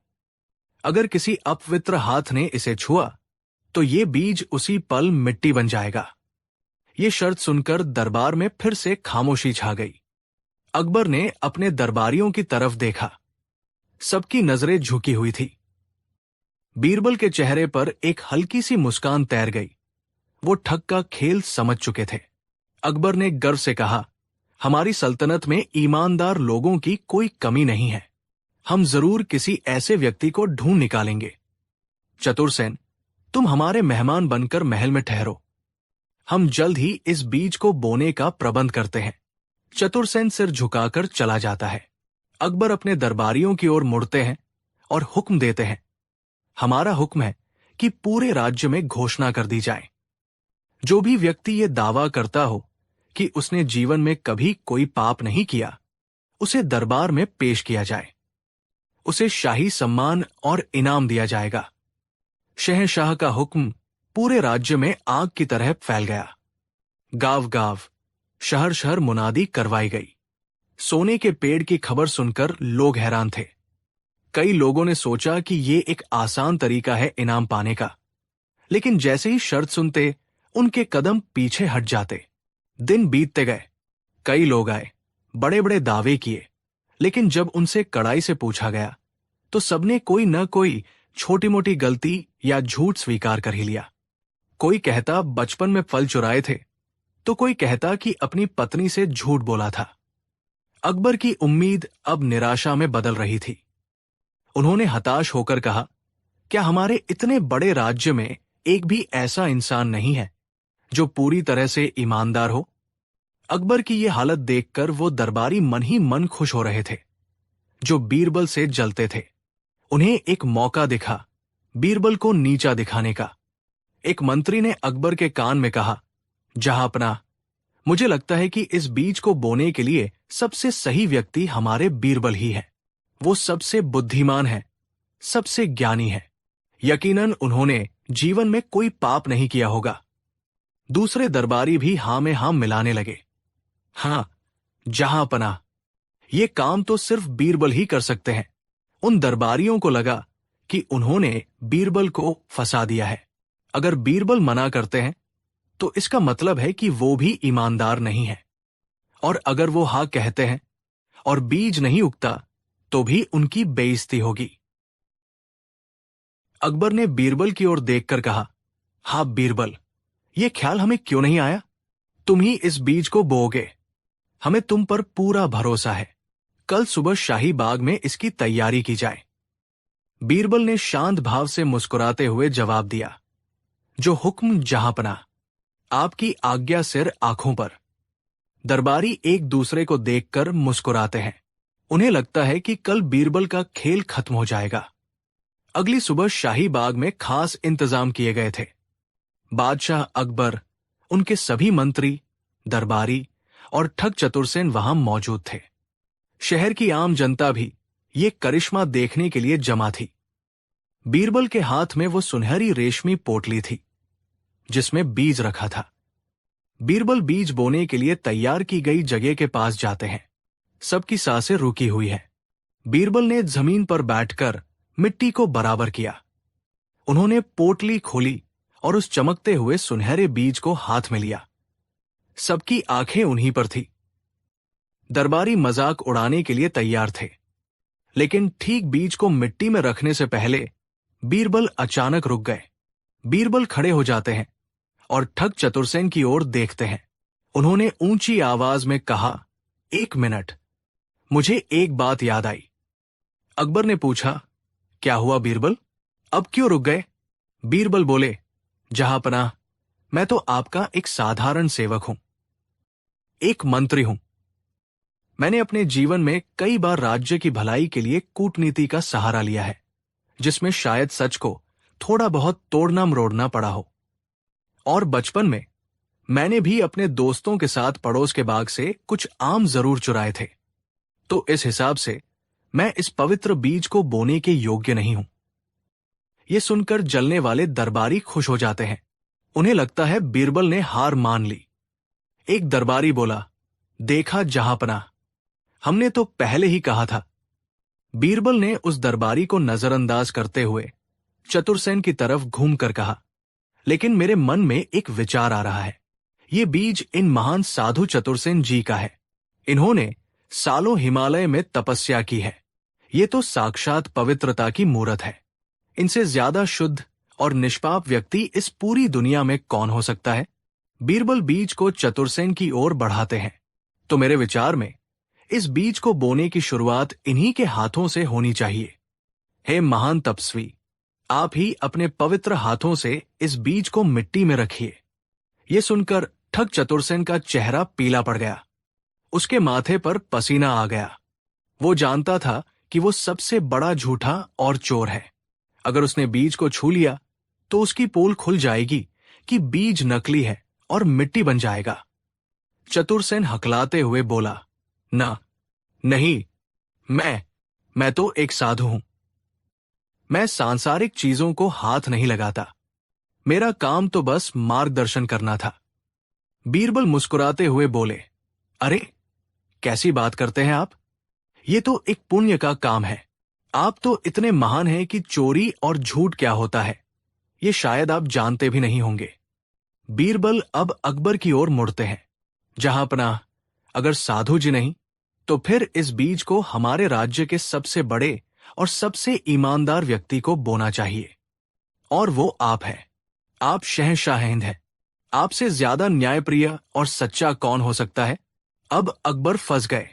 वो जानते थे कि एक राजा होने के नाते उन्हें कई बार ऐसे फैसले लेने पड़े हैं जो शायद पूरी तरह से सच न हो। वो पूरी प्रजा के सामने ये दावा नहीं कर सकते थे कि उन्होंने कभी कोई गलती नहीं की। अकबर थोड़ा शर्माते हुए बोले, नहीं बीरबल, हम भी इंसान हैं, हमसे भी भूल हुई होगी। अब बीरबल अपने बाकी मंत्रियों और दरबारियों की ओर देखते हैं, जो कुछ देर पहले उन पर हंस रहे थे। तो फिर हमारे वित्त मंत्री जी या सेनापति जी, आप में से कोई है जो ये दावा कर सके कि उसने कभी कोई हेरफेर नहीं की, कभी कोई झूठ नहीं बोला? सारे दरबारियों की गर्दन शर्म से झुक जाती है।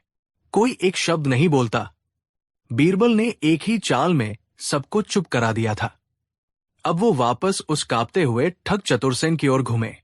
उनकी आवाज अब शांत नहीं, बल्कि कड़क थी।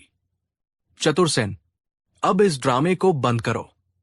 सच ये है कि इस दुनिया में कोई भी इंसान ऐसा नहीं है जिसने जीवन में कभी कोई छोटी मोटी गलती न की हो। और तुम ये बात अच्छी तरह जानते थे। तुम्हारी शर्त ही तुम्हारा झूठ है। तुमने ये शर्त इसलिए रखी ताकि कोई भी इस बीज को बो ही न पाए और तुम ये कहकर निकल जाओ कि इस राज्य में कोई पवित्र व्यक्ति ही नहीं है, और इस बीच तुम शहंशाह से इनाम लेकर रफू चक्कर हो जाते। बीरबल उस बीज को हाथ में उठाते हैं और जोर से जमीन पर फेंकते हैं। बीज टूटकर बिखर जाता है। अंदर से पीतल का चूरा निकलता है। देख लीजिए जहांपनाह, यह है सोने के पेड़ का सच। ये सोने का नहीं, बल्कि पीतल का बना है, जिस पर सोने का पानी चढ़ाया गया है। सबूत सामने देखकर चतुरसेन अकबर के कदमों में गिर पड़ता है और माफी मांगने लगता है। मुझे माफ कर दीजिए जहांपनाह, मुझसे बहुत बड़ी गलती हो गई। मैं एक ठग हूं। अकबर ने गुस्से से हुक्म दिया, सिपाही, ले जाओ इसे और कालकोरी में डाल दो। इसकी सारी संपत्ति जब्त कर ली जाए। सिपाही चतुरसेन को घसीटते हुए ले जाते हैं। अकबर का गुस्सा अब शांत हो चुका था। वो शर्मिंदा भी थे कि वो इतने बड़े धोखे में आ गए थे। उन्होंने बीरबल की ओर देखा, जिनकी बुद्धिमानी ने एक बार फिर सल्तनत को एक बड़े धोखे से बचा लिया था। अकबर ने कहा, बीरबल, आज तुमने हमारी आंखें खोल दी। हम लालच में इतने अंधे हो गए थे कि सच और झूठ का फर्क ही भूल गए। बीरबल ने सिर झुकाकर जवाब दिया, जहांपनाह, लालच इंसान की बुद्धि पर पर्दा डाल देता है। असली दौलत सोने चांदी में नहीं, बल्कि मेहनत, ईमानदारी और अक्ल में होती है। कोई भी पेड़ मेहनत के बीज के बिना फल नहीं देता। अकबर मुस्कुराए और बोले, तुमने सच कहा बीरबल, तुम ही हमारी सल्तनत के सबसे कीमती रत्न हो। यह कहकर अकबर ने अपना कीमती हार उतारकर बीरबल को पहना दिया। पूरा दरबार बीरबल की जय जयकार से गूंज उठता है। तो दोस्तों, ये थी कहानी सोने के पेड़ की। इस कहानी ने हमें सिखाया कि दुनिया में कोई भी शॉर्टकट नहीं होता। सच्ची दौलत और सफलता केवल कड़ी मेहनत और ईमानदारी से ही मिलती है। आपको इस कहानी में सबसे अच्छा हिस्सा कौन सा लगा? जब बीरबल ने उस ठग की पोल खोली, या जब उन्होंने सभी दरबारियों को चुप करा दिया? नीचे कमेंट सेक्शन में हमें जरूर बताइए। हमें आपके कमेंट्स पढ़ना बहुत अच्छा लगता है। अगर आपको यह कहानी पसंद आई हो तो प्लीज इस वीडियो को एक लाइक जरूर दें। इसे अपने दोस्तों और परिवार के साथ शेयर करें, ताकि वे भी अकबर बीरबल के इन दिलचस्प किस्सों का आनंद ले सकें। और सबसे जरूरी बात, अगर आप भविष्य में भी ऐसी ही मजेदार और ज्ञानवर्धक कहानियां देखना चाहते हैं तो हमारे चैनल को सब्सक्राइब करना बिल्कुल न भूलें और उस घंटी वाले आइकॉन को भी दबा दें, ताकि हमारी कोई भी नई कहानी आपसे मिस न हो। देखने के लिए आपका बहुत बहुत शुक्रिया। मिलते हैं अगली कहानी में। कहानी 5, यमुना नदी के किनारे, जहां आगरा के शाही किले की भव्य परछाई पानी में तैरती थी, वही एक छोटी सी बस्ती थी धोबियों की। सूरज की पहली किरण के साथ ही यहां जिंदगी की हलचल शुरू हो जाती थी। पत्थरों पर कपड़ों के पीटने की धप-धप की आवाज, पानी के छपाके और धोबियों के गीत, यही इस बस्ती की पहचान थी। इसी बस्ती में रहता था भोला, एक सीधा सादा और मेहनती धोबी। भोला के पास दुनिया की दौलत तो नहीं थी, लेकिन उसके पास 2 ऐसी चीजें थी जो उसके लिए किसी खजाने से कम नहीं थी। उसकी ईमानदारी और उसका गधा, जिसका नाम उसने प्यार से सुल्तान रखा था। सुल्तान सिर्फ एक जानवर नहीं था, बल्कि भोला के परिवार का सदस्य था। वो भोला के साथ सुबह सवेरे घाट पर जाता, दिन भर कपड़ों का भारी बोझ अपनी पीठ पर ढोता और शाम को थकाहारा घर लौटता। भोला भी सुल्तान का बहुत ख्याल रखता था। वो खुद भूखा रह जाता, लेकिन सुल्तान के लिए चारे और पानी का पूरा इंतजाम करता। दोनों के बीच एक खामोश लेकिन बहुत गहरा रिश्ता था। एक दिन भोला को शाही महल से कपड़े धोने का एक बड़ा काम मिला। शहंशाह की बेगमों के कीमती और नाजुक लिबास धोने थे। ये भोला के लिए एक बहुत बड़ा मौका था। अगर वो ये काम अच्छे से कर लेता तो उसे अच्छा इनाम मिलता और आगे भी शाही काम मिलने की उम्मीद थी। उसने पूरी रात जागकर उन कपड़ों को बड़े ही ध्यान से धोया, उन्हें सुखाया और करीने से तह करके एक बड़े से गट्ठर में बांधा। अगली सुबह उसने वो भारी गट्ठर सुल्तान की पीठ पर लादा और महल की ओर चल पड़ा। रास्ता लंबा था और धूप तेज थी। चलते चलते जब वे शहर के मुख्य बाजार से गुजर रहे थे तो अचानक एक तरफ से शहंशाह अकबर का काफिला आ निकला। शहंशाह अपने कुछ मंत्रियों और सिपाहियों के साथ शहर का मुआयना करने निकले थे। काफिले को देखकर बाजार में भगदड़ सी मच गई। लोग रास्ते से हटने लगे। दुकानदार अपनी अपनी दुकानों के सामने अदब से खड़े हो गए। भोला भी घबरा गया। वो सुल्तान को लेकर रास्ते के किनारे हटने की कोशिश करने लगा, लेकिन भीड़ भाड़ और शोर शराबे से सुल्तान बिदक गया। वो हिनहिनाने लगा और अपनी जगह से हिलने को तैयार नहीं हुआ। ठीक उसी समय शहंशाह का घोड़ा सुल्तान के करीब से गुजरा। अचानक न जाने क्या हुआ, सुल्तान ने जोर से दुलत्ती झाड़ी, जो सीधे शहंशाह के घोड़े की पिछली टांग पर जा लगी। घोड़े को चोट लगी और वो बुरी तरह हिनहिनाकर उछल पड़ा। शहंशाह अकबर बड़ी मुश्किल से खुद को गिरने से बचा पाए। ये देखते ही सिपाहियों में हड़कंप मच गया। वे तुरंत आगे बढ़े और भोला को पकड़ लिया। सुल्तान डर के मारे जोर जोर से रेंकने लगा। एक सिपाही ने चिल्लाकर कहा, गुस्ताख, तेरे इस मनहूस जानवर की वजह से आज शहंशाह सलामत गिरते गिरते बचे। तेरी इतनी हिम्मत। अकबर का मिजाज वैसे ही थोड़ा गर्म था। इस घटना से उनका गुस्सा 7वें आसमान पर पहुंच गया। उन्होंने घोड़े से उतरकर देखा, उसकी टांग पर हल्की खरोंच आ गई थी। किसका है ये गधा? शहंशाह ने गरज कर पूछा। भोला कांपते हुए आगे आया और हाथ जोड़कर बोला, हूं हुजूर, ये मेरा गधा है, मुझे माफ कर दीजिए। ये बहुत सीधा जानवर है, पता नहीं आज इसे क्या हो गया। अकबर ने गुस्से से भोला को देखा। माफी? तुम्हारी इस लापरवाही की सजा माफी नहीं हो सकती। तुम्हारे इस गधे ने शाही घोड़े पर हमला किया है। ये एक संगीन जुर्म है। हम हुक्म देते हैं कि इस गधे को फौरन फांसी पर लटका दिया जाए। फांसी? ये शब्द सुनकर भोला के पैरों तले जमीन खिसक गई।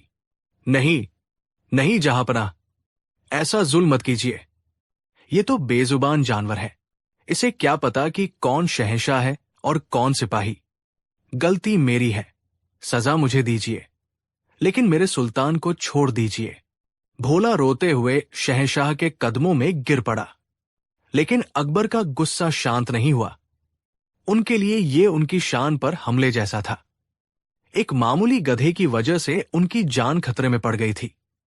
सिपाही, उन्होंने कड़क आवाज में कहा, हटाओ इसे हमारे सामने से और हमारे हुक्म की तामील की जाए।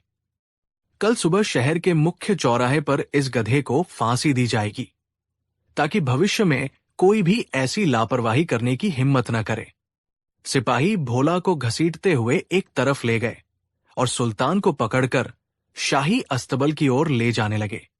भोला चीखता रहा, चिल्लाता रहा, मेरे सुल्तान को छोड़ दो, उसे मत ले जाओ। लेकिन किसी ने उसकी एक न सुनी। सुल्तान भी अपनी बेबस आंखों से भोला को देखता हुआ दूर चला गया। ये पूरी घटना दरबार के कुछ मंत्रियों ने भी देखी। बीरबल उस समय शहंशाह के साथ नहीं थे।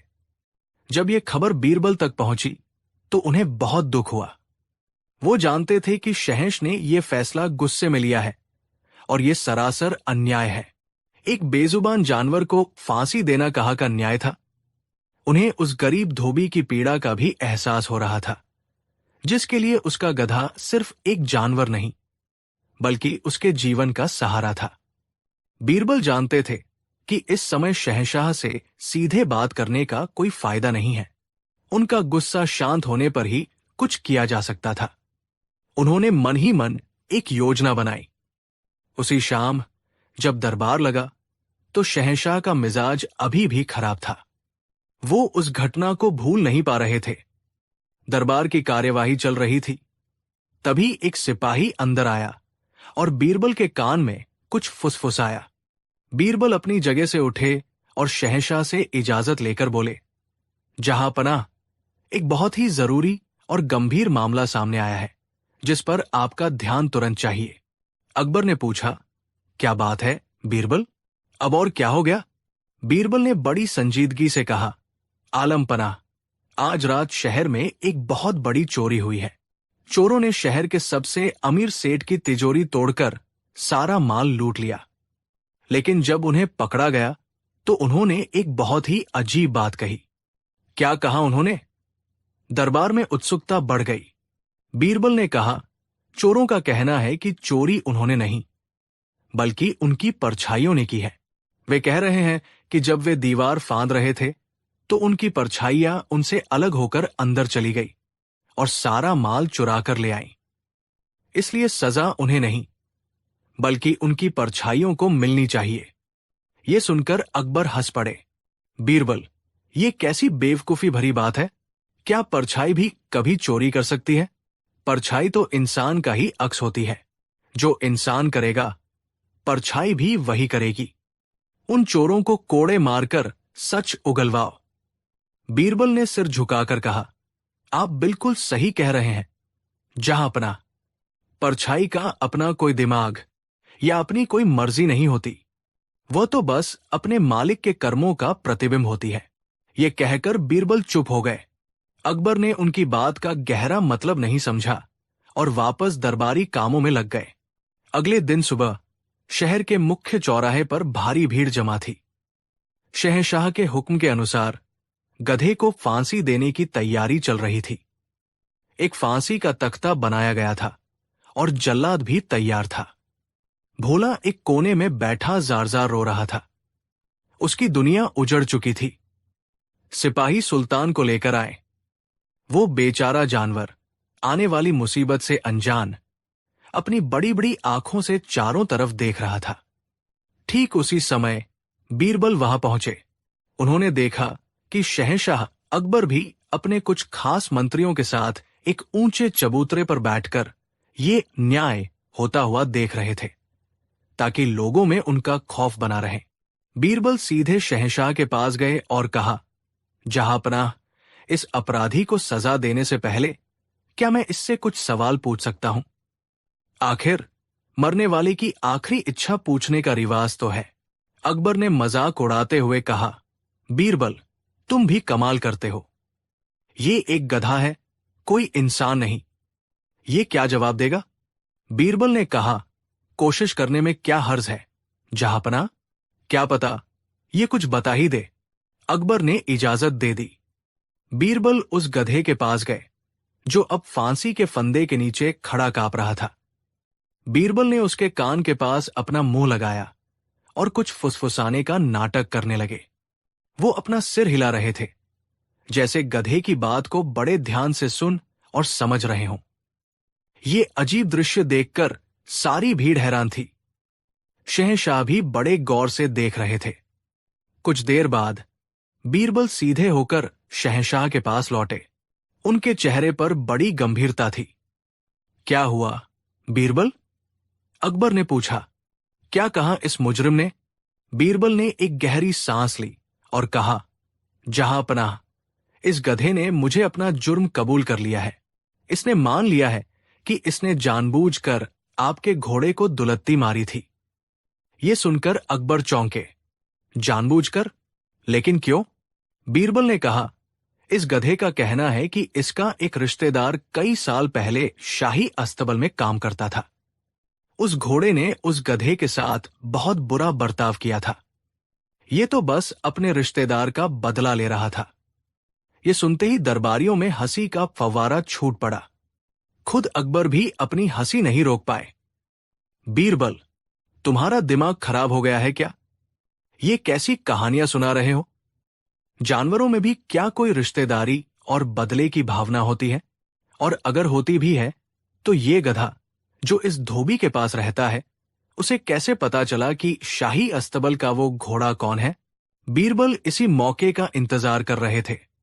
उन्होंने बड़ी विनम्रता से कहा, माफ करना जहांपनाह, लेकिन यही सवाल तो मैं भी आपसे पूछना चाहता हूं। क्या मतलब? अकबर ने पूछा। बीरबल ने कहा, जहांपनाह, आप सही कह रहे हैं। इस बेजुबान जानवर का अपना कोई दिमाग नहीं है। इसमें बदले की भावना या किसी को पहचानने की समझ नहीं है।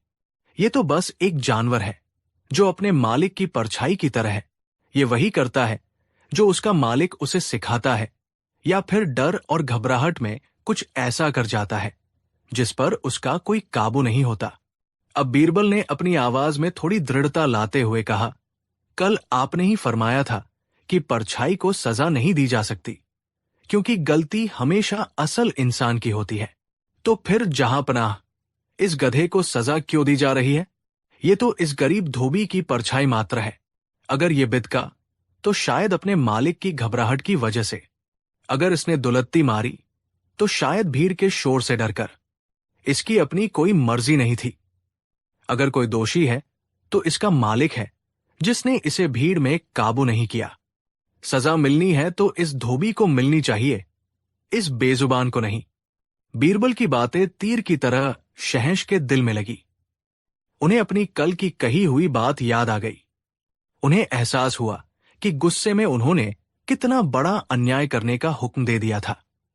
एक बेजुबान जानवर को फांसी देना, जो अपनी बेगुनाही बयान भी नहीं कर सकता, ये एक शहंशाह को शोभा नहीं देता। उनकी नजर उस गरीब धोबी भोला पर पड़ी, जो अब भी एक कोने में बैठा रो रहा था। उन्हें एहसास हुआ कि इस गधे को फांसी देने का मतलब सिर्फ एक जानवर को मारना नहीं, बल्कि इस गरीब इंसान की पूरी दुनिया को उजाड़ना है। अकबर का गुस्सा अब शर्मिंदगी में बदल चुका था। वो अपने चबूतरे से उतरे और भीड़ के सामने ऐलान किया, बीरबल ने हमारी आंखें खोल दी है। हमने गुस्से में एक गलत फैसला ले लिया था। ये गधा बेकसूर है, इसे आजाद किया जाए। ये सुनते ही भोला को जैसे नई जिंदगी मिल गई। वो दौड़कर अपने सुल्तान के पास गया और उससे लिपटकर रोने लगा। भीड़ में शहंशाह अकबर की जय और मंत्री बीरबल की जय के नारे गूंजने लगे। अकबर भोला के पास गए और उसके कंधे पर हाथ रखकर कहा, हमें माफ करना धोबी, तुम्हारी लापरवाही की सजा तुम्हें मिलनी चाहिए थी, लेकिन तुम्हारे जानवर के प्रति तुम्हारे प्रेम को देखकर हम तुम्हें भी माफ करते हैं, लेकिन भविष्य में सावधान रहना। फिर उन्होंने बीरबल की ओर देखकर कहा, बीरबल, आज तुमने हमें सिर्फ एक शहंशाह नहीं, बल्कि एक इंसान होने का भी पाठ पढ़ाया है। तुमने हमें सिखाया कि न्याय सिर्फ इंसानों के लिए नहीं होता, बल्कि हर जीव के लिए होता है, और एक राजा का दिल इतना बड़ा होना चाहिए कि वो सबसे छोटे और सबसे साधारण इंसान के दुख को भी समझ सके। शहंशाह ने भोला को 100 अशरफियों का इनाम दिया और सुल्तान के लिए शाही अस्तबल से बेहतरीन चारे का इंतजाम करने का हुक्म दिया। उस दिन के बाद भोला और सुल्तान की कहानी पूरे आगरा में मशहूर हो गई और लोग एक बार फिर समझ गए कि बीरबल सिर्फ शहंशाह के मंत्री नहीं थे, बल्कि वो हर उस आम इंसान की आवाज थे, जिसकी आवाज शाही दीवारों के शोर में अक्सर दब जाती थी। वो अमीरों के दरबार में गरीबों के वकील थे और इंसानों की दुनिया में बेजुबानों के हमदर्द। कहानी 6। उस दिन दीवा नाम की संगमरमरी दीवारें सूरज की पहली किरणों से सुनहरी हो रही थी।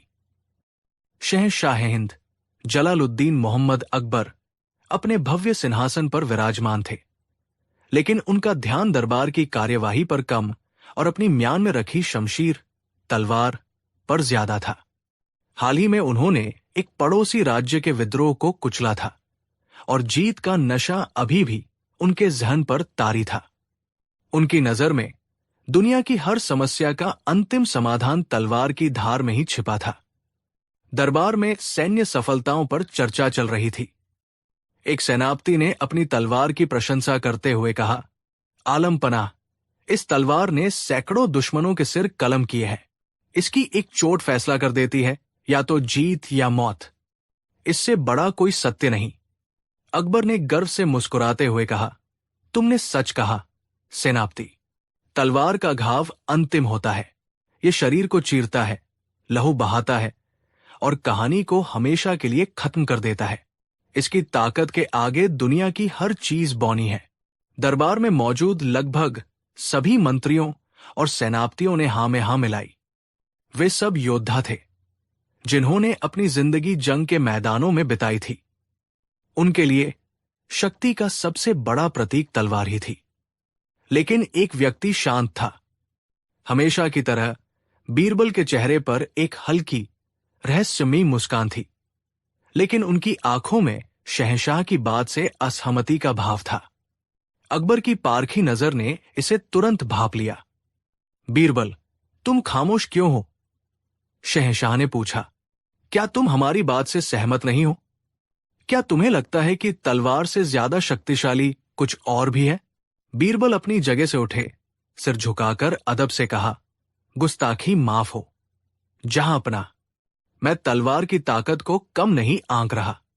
यकीनन ये सल्तनत की रक्षा करती है और दुश्मनों को नेस्तनाबूद करती है, लेकिन मेरे विचार में एक चीज ऐसी है जिसका घाव तलवार के घाव से भी ज्यादा गहरा, ज्यादा पीड़ादायक और ज्यादा स्थायी होता है।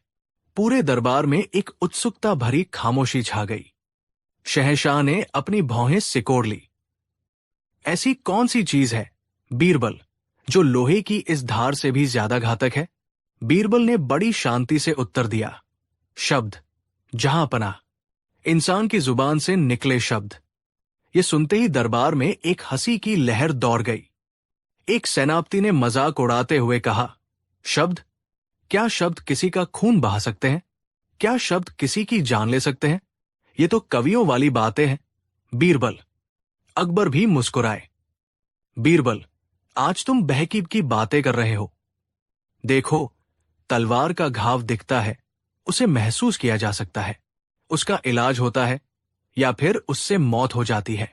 लेकिन शब्दों का क्या? वो तो बस हवा में घुल जाते हैं। बीरबल ने दृढ़ता से कहा, नहीं जहांपनाह, शब्द हवा में घुलते नहीं, वो इंसान के दिल और आत्मा में उतर जाते हैं। तलवार का घाव शरीर पर एक निशान छोड़ता है, जो समय के साथ भर जाता है या धुंधला पड़ जाता है। लेकिन शब्दों का घाव रूह पर एक ऐसा निशान छोड़ता है जो हर दिन रिसता है, हर पल दुखता है और शायद कभी नहीं भरता। अकबर को ये बात जरा भी पसंद नहीं आई। उन्हें लगा बीरबल उनकी सैन्य शक्ति का अपमान कर रहे हैं। उन्होंने चुनौती भरे स्वर में कहा, ये सब सिर्फ बातें हैं, बीरबल। हम सिर्फ उसी बात पर यकीन करते हैं जिसे अपनी आंखों से देख सकें। अगर तुम्हारे शब्दों में इतना ही दम है तो इसे साबित करके दिखाओ। हमें प्रमाण चाहिए। बीरबल जानते थे कि शहंशाह अब तर्क से नहीं मानेंगे। उन्हें एक जीवंत उदाहरण पेश करना होगा। उन्होंने कहा, जो हुक्म, जहांपनाह, मैं अपनी बात जरूर साबित करूंगा, लेकिन इसके लिए मुझे कुछ समय और आपकी थोड़ी मदद की जरूरत होगी। अकबर ने कहा, ठीक है, हम तुम्हें 1 महीने का समय देते हैं। इस 1 महीने में तुम हमें यह साबित करके दिखाओ कि शब्दों का घाव तलवार से ज्यादा गहरा होता है। अगर तुम सफल रहे तो हम तुम्हें मुंह मांगा इनाम देंगे, और अगर तुम असफल रहे तो तुम्हें 1 महीने तक दरबार में बोलने की इजाजत नहीं होगी। बीरबल ने चुनौती स्वीकार कर ली। दरबार में मौजूद उनके दुश्मन मन ही मन खुश हो रहे थे। उन्हें लगा कि इस बार बीरबल ने एक ऐसी असंभव शर्त मान ली है जिससे निकलना नामुमकिन है। अब बीरबल की योजना का पहला चरण शुरू हुआ। उन्हें एक ऐसा व्यक्ति चाहिए था जो शहंशाह का वफादार हो और जिस पर यह प्रयोग किया जा सके। उनकी नजर बहादुर नाम के एक युवा अंगरक्षक पर पड़ी। बहादुर एक सीधा सादा, ईमानदार और बहादुर सैनिक था। वो शहंशाह अकबर के लिए अपनी जान भी दे सकता था। शहंशाह भी उसे बहुत पसंद करते थे, क्योंकि वो हमेशा मुस्तैदी से अपनी ड्यूटी पर तैनात रहता था। बीरबल ने बहादुर को अकेले में बुलाया और उससे कहा, बहादुर, क्या तुम शहंशाह के लिए कुछ भी कर सकते हो? बहादुर ने तुरंत कहा, जी मंत्री जी, शहंशाह के एक हुक्म पर मैं आग में भी कूद सकता हूं। बीरबल ने उसे अपनी योजना का सिर्फ पहला हिस्सा बताया। मैं चाहता हूं कि कल जब शहंशाह तलवारबाजी का अभ्यास कर रहे हों, तो तुम जानबूझकर एक छोटी सी चूक कर देना। तुम्हें एक ऐसा मौका बनाना है कि शहंशाह की तलवार गलती से तुम्हारे हाथ पर लग जाए। घाव गहरा नहीं होना चाहिए, बस एक खरोंच आनी चाहिए। बहादुर ये सुनकर थोड़ा घबराया, लेकिन बीरबल ने उसे समझाया कि ये एक बहुत बड़े मकसद के लिए जरूरी है। बहादुर अपनी वफादारी साबित करने के लिए तुरंत तैयार हो गया। अगले दिन अकबर अपने अभ्यास क्षेत्र में तलवारबाजी कर रहे थे। बीरबल के कहे अनुसार बहादुर उनके साथ अभ्यास कर रहा था। एक सही मौका देखकर बहादुर ने अपना बचाव थोड़ा धीमा कर दिया। अकबर का वार, जो आमतौर पर बहादुर की ढाल पर पड़ता, इस बार सीधे उसके हाथ पर जा लगा। तलवार की नोक ने उसके हाथ पर एक गहरा चीरा लगा दिया। खून की धारा बह निकली। अकबर ये देखकर सन्न रह गए। ये क्या हुआ? बहादुर, तुम्हें चोट लग गई। उन्हें अपनी गलती पर बहुत पछतावा हुआ। वो तुरंत बहादुर के पास गए, अपने शाही रुमाल से उसका खून पोंछा और शाही हकीम को बुलाने का आदेश दिया। शहंशाह ने खुद बहादुर के घाव पर मरहम लगवाया। उन्होंने उसे डांटते हुए कहा, मूर्ख, तुम्हारा ध्यान कहाँ था? आज तुम्हारी जान भी जा सकती थी। उनकी डांट में गुस्सा कम, चिंता और अपनापन ज्यादा था। अगले कुछ दिनों तक शहंशाह रोज बहादुर का हालचाल पूछते। उन्होंने उसे इनाम के तौर पर 100 सोने की अशर्फिया दी और उसे 1 महीने के लिए आराम करने का हुक्म दिया। सल्तनत के सबसे अच्छे हकीमों ने बहादुर का इलाज किया। कुछ ही हफ्तों में उसका घाव पूरी तरह से भर गया। हाथ पर बस एक हल्का सा, धुंधला सा निशान बाकी रह गया था। बहादुर शहंशाह के इस बर्ताव से अभिभूत था। उसे लगा कि वो दुनिया का सबसे भाग्यशाली सैनिक है, जिसका बादशाह खुद उसका इतना ख्याल रखता है। वो पहले से भी ज्यादा शहंशाह का वफादार हो गया। 1 महीना लगभग पूरा होने वाला था। दरबार में लोग ये मान चुके थे कि बीरबल अपनी चुनौती हार गए हैं। अब बीरबल ने अपनी योजना का दूसरा और सबसे मुश्किल चरण शुरू किया। उन्होंने जानबूझकर कुछ ऐसे दरबारी मामले बनाए जिनसे शहंशाह का मिजाज खराब हो गया। उन्होंने राजस्व की गणना में कुछ छोटी मोटी गड़बड़ियां दिखाई, जिससे अकबर चिड़चिड़े और परेशान हो गए। जब अकबर का मिजाज बेहद खराब था, बीरबल ने बहादुर को, जो अब पूरी तरह से ठीक हो चुका था, एक खास संदेश देकर शहंशाह के पास भेजा। संदेश में कुछ नहीं था, वो तो बस एक बहाना था। बहादुर शहंशाह के सामने पेश हुआ और अदब से खड़ा हो गया। अकबर पहले से ही गुस्से में थे। उन्होंने कड़क आवाज में पूछा, क्या बात है? बहादुर कुछ कहने ही वाला था कि बीरबल, जो वहीं मौजूद थे, बीच में बोल पड़े, माफ करना जहांपना, मैंने इसे एक जरूरी संदेश याद करके भेजा था। लगता है ये भूल गया। इसकी याददाश्त थोड़ी कमजोर है। ये बीरबल की चाल का हिस्सा था। उन्होंने बहादुर को शहंशाह के गुस्से का निशाना बना दिया था।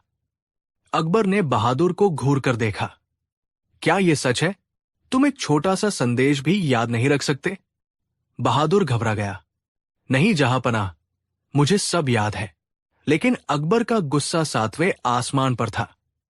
उन्हें लगा कि उनके सबसे भरोसेमंद लोग भी अब कामचोर और नाकारा होते जा रहे हैं। उस पल वो भूल गए कि ये वही बहादुर है जिसके लिए वो कुछ हफ्ते पहले इतने चिंतित थे। शहंशाह पूरे भरे दरबार में अपनी ऊंची गद्दी से गरज कर बोले, चुप रहो।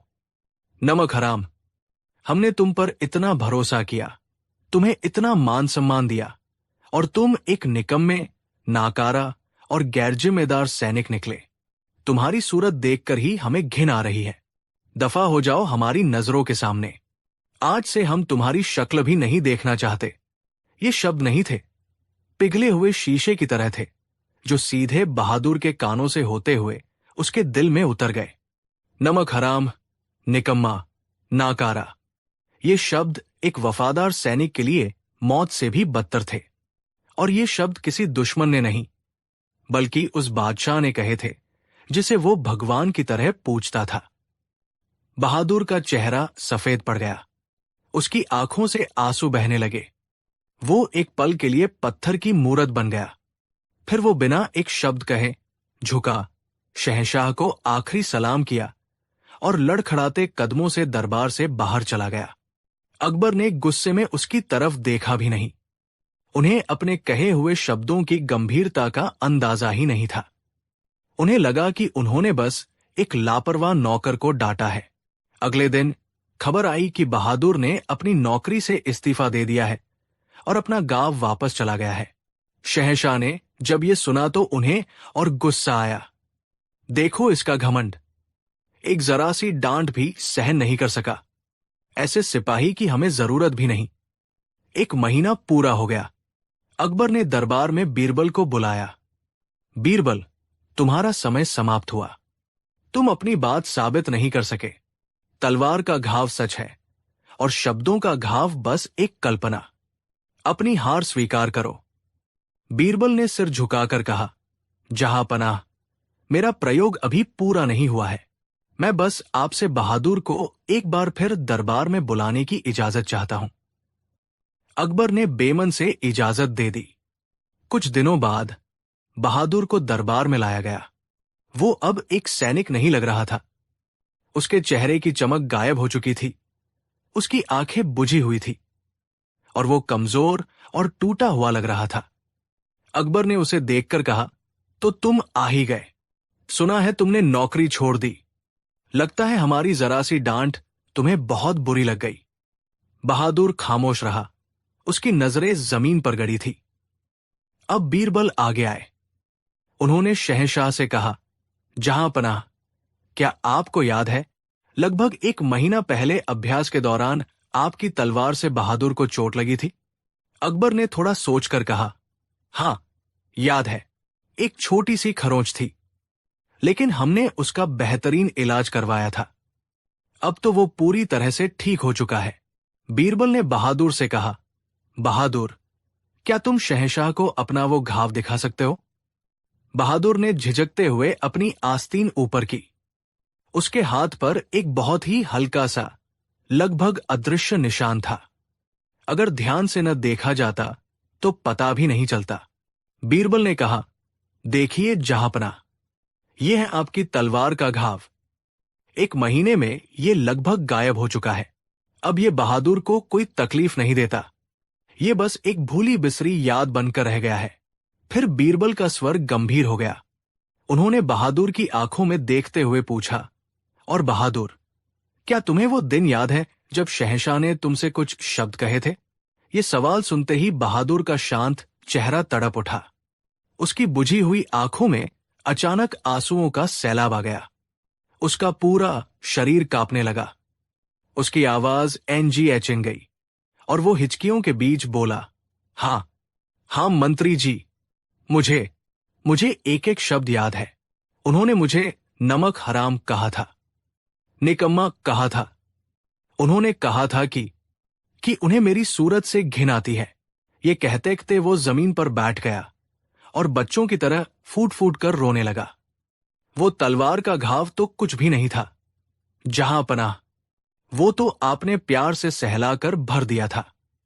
लेकिन आपके शब्द, वो हर रोज मेरे दिल को एक तलवार की तरह चीरते हैं। मैं जब भी सोने की कोशिश करता हूं, आपके वही शब्द मेरे कानों में गूंजते हैं। मुझे अपनी ही नजरों में खुद से घिन आने लगी है। वो तलवार का निशान तो मिट गया, पर आपकी बातों ने मेरी रूह पर जो घाव दिया है, वो शायद मरते दम तक नहीं भरेगा।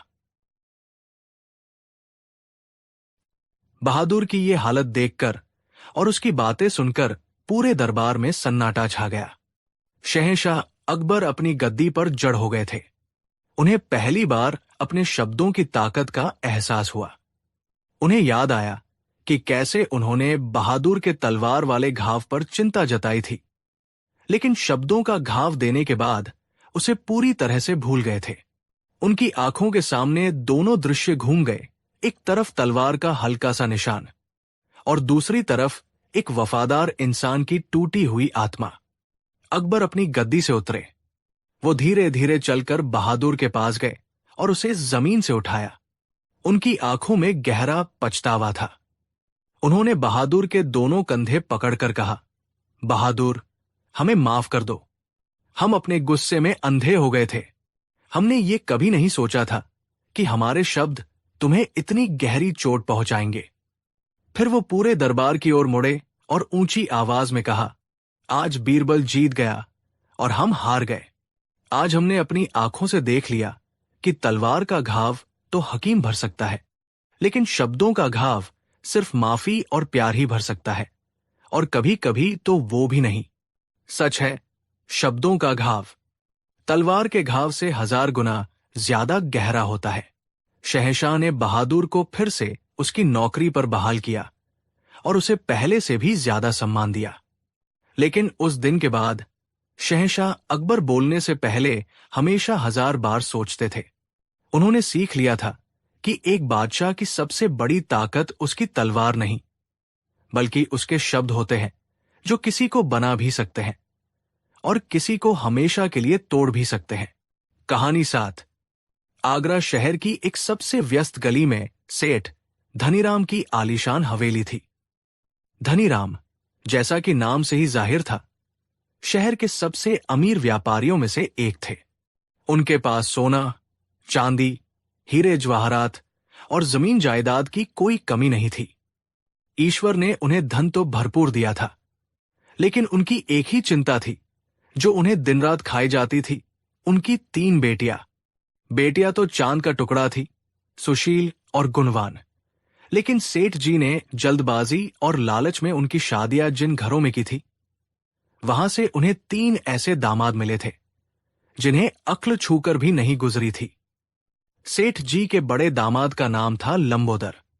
वो खाते पीते घर का था, शरीर से हट्टा कट्टा, लेकिन दिमाग से बिल्कुल पैदल। उसकी दुनिया सिर्फ खाने और सोने के इर्द गिर्द घूमती थी। वो अक्सर कहता था, दिमाग पर ज्यादा जोर नहीं डालना चाहिए, वरना खाना हजम नहीं होता। मजले दामाद का नाम था चतुरमल। नाम के बिल्कुल विपरीत, उसमें चतुराई का एक कण भी नहीं था। वो दूसरों की नकल करने में माहिर था, लेकिन अपनी अक्ल का इस्तेमाल करना उसे आता ही नहीं था।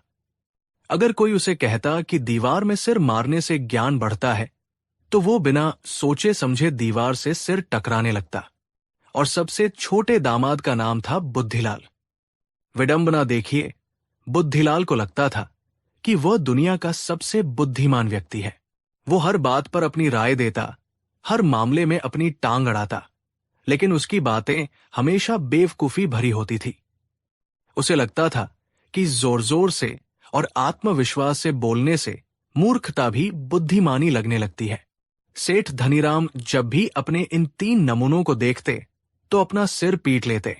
उन्हें चिंता थी कि उनके बाद उनकी इतनी बड़ी संपत्ति का क्या होगा, कौन संभालेगा उनका कारोबार।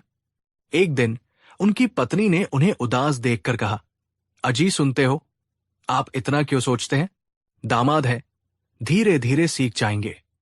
आप उनकी कोई परीक्षा लेकर देखिए, क्या पता कोई एक तो खरान निकल ही आए। पत्नी की बात सेठ जी के मन को भा गई।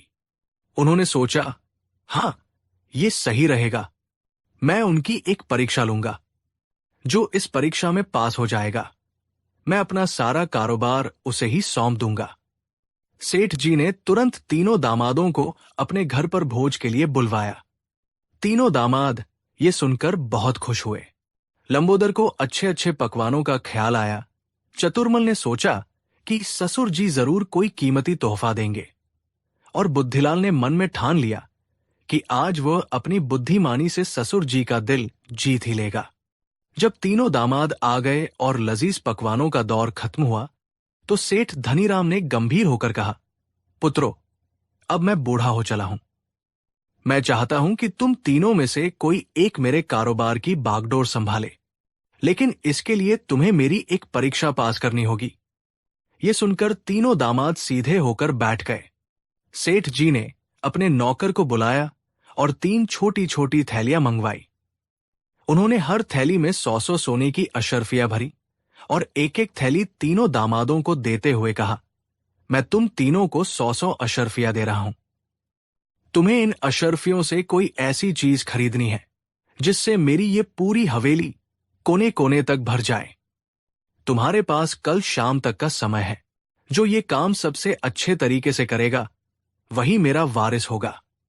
ये अजीब सी शर्त सुनकर तीनों दामाद सोच में पड़ गए। 100 अशर्फियों में ऐसी क्या चीज आएगी जिससे इतनी बड़ी हवेली भर जाए? सबसे पहले बड़ा दामाद लंबोदर अशर्फियों की थैली लेकर बाजार की ओर चला। उसका दिमाग तो वैसे भी ज्यादा नहीं चलता था। वो सोच रहा था, ससुर जी ने हवेली भरने को कहा है, भरने वाली चीज तो खाना ही होती है, लेकिन 100 अशर्फियों में इतना खाना कहां से आएगा? चलते चलते उसकी नजर एक कबाड़ी की दुकान पर पड़ी। दुकान के बाहर कूड़े करकट और भूसे का एक बहुत बड़ा ढेर लगा हुआ था। ढेर इतना बड़ा था कि उसे देखकर लंबोदर की आंखें चमक उठीं। उसने सोचा, अरे वाह, ये तो बहुत सारा है। इससे तो हवेली क्या, पूरा मोहल्ला भर जाएगा, और ये तो सस्ता भी होगा। उसने कबाड़ी से पूछा, क्यों भाई, ये सारा कूड़ा करकट और भूसा कितने का दोगे? कबाड़ी ने जब देखा कि एक अमीर दिखने वाला आदमी कूड़ा खरीदने आया है, तो वो समझ गया कि ये कोई मूर्ख है। उसने तुरंत कहा, सेठ जी, ये तो बहुत कीमती चीज है, इससे खाद बनती है, पूरे 100 अशर्फियों का है। लंबोदर ने बिना एक पल सोचे थैली कबाड़ी को थमा दी और कहा, ठीक है, कल शाम तक ये सारा सामान बैलगाड़ियों में भरकर मेरे ससुर सेठ धनीराम की हवेली पहुंचा देना। अपनी इस समझदारी पर खुश होता हुआ लंबोदर घर लौट आया। अब बारी थी मजले दामाद चतुर्मल की। वो भी बाजार में घूम रहा था और सोच रहा था, ससुर जी ने हवेली भरने को कहा है, क्या खरीदा जाए? वो दूसरों से प्रेरणा लेने में माहिर था, इसलिए वो देखने लगा कि बाजार में सबसे ज्यादा क्या बिक रहा है। उसने देखा कि एक रुई का व्यापारी अपनी दुकान पर बैठा है और उसकी दुकान में रुई के बड़े बड़े ढेर लगे हैं। रुई हल्की होती है और बहुत जगह घेरती है। चतुर्मल ने सोचा, ये सही रहेगा, रुई से हवेली जल्दी भर जाएगी। उसने रुई वाले से भाव पूछा। व्यापारी ने उसे 100 अशर्फियों में बहुत सारी रुई देने का वादा कर दिया। चतुर्मल ने सोचा, लेकिन रुई से तो कई लोग हवेली भर सकते हैं, मुझे कुछ अलग करना होगा ताकि ससुर जी मुझसे सबसे ज्यादा प्रभावित हों। तभी उसकी नजर एक दुकान पर पड़ी जहां रंग बिरंगी मोमबत्तियां बिक रही थी। उसके दिमाग में एक शानदार विचार आया। उसने सोचा, मैं रुई तो खरीदूंगा ही, साथ में ये मोमबत्तियां भी खरीद लेता हूं। जब मैं रुई को हवेली में फैला दूंगा तो मैं इन मोमबत्तियों को जला दूंगा। रुई की सफेदी और मोमबत्तियों की रोशनी से पूरी हवेली जगमगा उठेगी। ससुर जी ये देखकर कितने खुश होंगे। उसे अपनी इस योजना पर बहुत गर्व हुआ। उसने 100 अशर्फियों से ढेर सारी रुई और कुछ मोमबत्तियां खरीदी और हवेली पहुंचाने का आदेश दे दिया। अब सबसे छोटा और खुद को सबसे बुद्धिमान समझने वाला दामाद बुद्धिलाल बाजार में निकला। वो मन ही मन हंस रहा था। मेरे दोनों बड़े भाई जरूर कोई मूर्खतापूर्ण चीज खरीदेंगे। कोई अनाज खरीद लाएगा तो कोई कपड़े, लेकिन मैं बुद्धिलाल कुछ ऐसा करूंगा जो इतिहास में लिखा जाएगा। वो घंटों तक बाजार में घूमता रहा। वो हर चीज को बड़ी गंभीरता से देखता और फिर उसे खरीदने से मना कर देता। वो कुछ ऐसा खोज रहा था जो बहुत छोटा हो, लेकिन उसका प्रभाव बहुत बड़ा हो। शाम होने को आई। घूमते घूमते वो एक ऐसी गली में पहुंचा जहां संगीत और घुंघरुओं की आवाज आ रही थी। वहां एक महफिल सजी थी। लोग गा रहे थे, नाच रहे थे और खुशियां मना रहे थे। बुद्धिलाल ने सोचा, ससुर जी ने हवेली भरने को कहा है, उन्होंने ये तो नहीं कहा कि किसी चीज से भरो। मैं हवेली को खुशी और संगीत से भी तो भर सकता हूं। उसे लगा कि उसने दुनिया की सबसे गहरी पहेली सुलझा ली है। उसने तुरंत उस महफिल के मुखिया को बुलाया और कहा, मैं तुम्हें 100 अशर्फिया दूंगा। कल शाम तुम अपनी पूरी मंडली के साथ सेठ धनीराम की हवेली चलना और वहां ऐसा गाना बजाना करना कि पूरी हवेली की दीवारें झूम उठें। संगीत मंडली का मुखिया इतनी बड़ी रकम सुनकर फूला नहीं समाया। उसने तुरंत हामी भर दी। बुद्धिलाल अपनी इस अद्वितीय सोच पर इतराता हुआ घर लौट आया। अगली शाम सेठ धनीराम अपनी हवेली के आंगन में एक बड़ी सी कुर्सी पर बैठे इंतजार कर रहे थे। एक एक करके तीनों दामाद अपनी अपनी खरीदारी के साथ पहुंचे। सबसे पहले लंबोदर की बैलगाड़ियां आई, जो ऊपर तक कूड़े करकट और भूसे से लदी हुई थी। जैसे ही मजदूरों ने वो सब हवेली के आंगन में पलटना शुरू किया, सेठ धनीराम अपनी कुर्सी से उछल पड़े। ये क्या बकवास है? वो चिल्लाए। लंबोदर, ये क्या लाए हो तुम? लंबोदर ने बड़े गर्व से कहा, पिताजी, आपने ही तो हवेली भरने को कहा था। देखिए, कितने कम पैसों में मैंने कितना सारा सामान खरीद लिया। इससे तो आपकी पूरी हवेली भर जाएगी। पूरी हवेली में बदबू और धूल फैल गई। सेठानी और उनकी बेटियां अपनी नाक पर कपड़ा रखकर अंदर भाग गई। सेठ धनीराम ने अपना सिर पीट लिया। मूर्ख, मैंने हवेली भरने को कहा था, कूड़ेदान बनाने को नहीं। ले जाओ ये सब मेरी नजरों के सामने से। लंबोदर का मुंह उतर गया। उसे समझ नहीं आया कि उससे गलती कहाँ हुई। अब मझले दामाद चतुर्मल की बारी थी। उसकी बैलगाड़ियों में रुई के बड़े बड़े ढेर लदे थे। मजदूरों ने उस रुई को हवेली के कमरों में, दालानों में, हर जगह फैलाना शुरू कर दिया। कुछ ही देर में पूरी हवेली एक सफेद बादल जैसी दिखने लगी। सेठ जी को यह देखकर थोड़ी तसल्ली हुई। ये कूड़े से तो बेहतर है। कम से कम हवेली साफ सुथरी और भरी हुई लग रही है। चतुर्मल ये सुनकर बहुत खुश हुआ। उसने कहा, पिताजी, अभी तो मेरी योजना का सबसे अच्छा हिस्सा बाकी है। ये कहकर उसने जेब से मोमबत्तियां निकाली और उन्हें रुई के ढेरों के बीच में जलाना शुरू कर दिया। अरे मूर्ख, ये क्या कर रहा है? सेठ जी चिल्लाए। लेकिन तब तक बहुत देर हो चुकी थी। एक मोमबत्ती की लौ ने पास पड़ी रुई को पकड़ लिया और फिर पलक झपकते ही पूरी हवेली में आग लग गई। रुई धू-धू करके जलने लगी। हवेली में हाहाकार मच गया। नौकर चाकर बाल्टियों में पानी भरकर आग बुझाने के लिए दौड़ने लगे।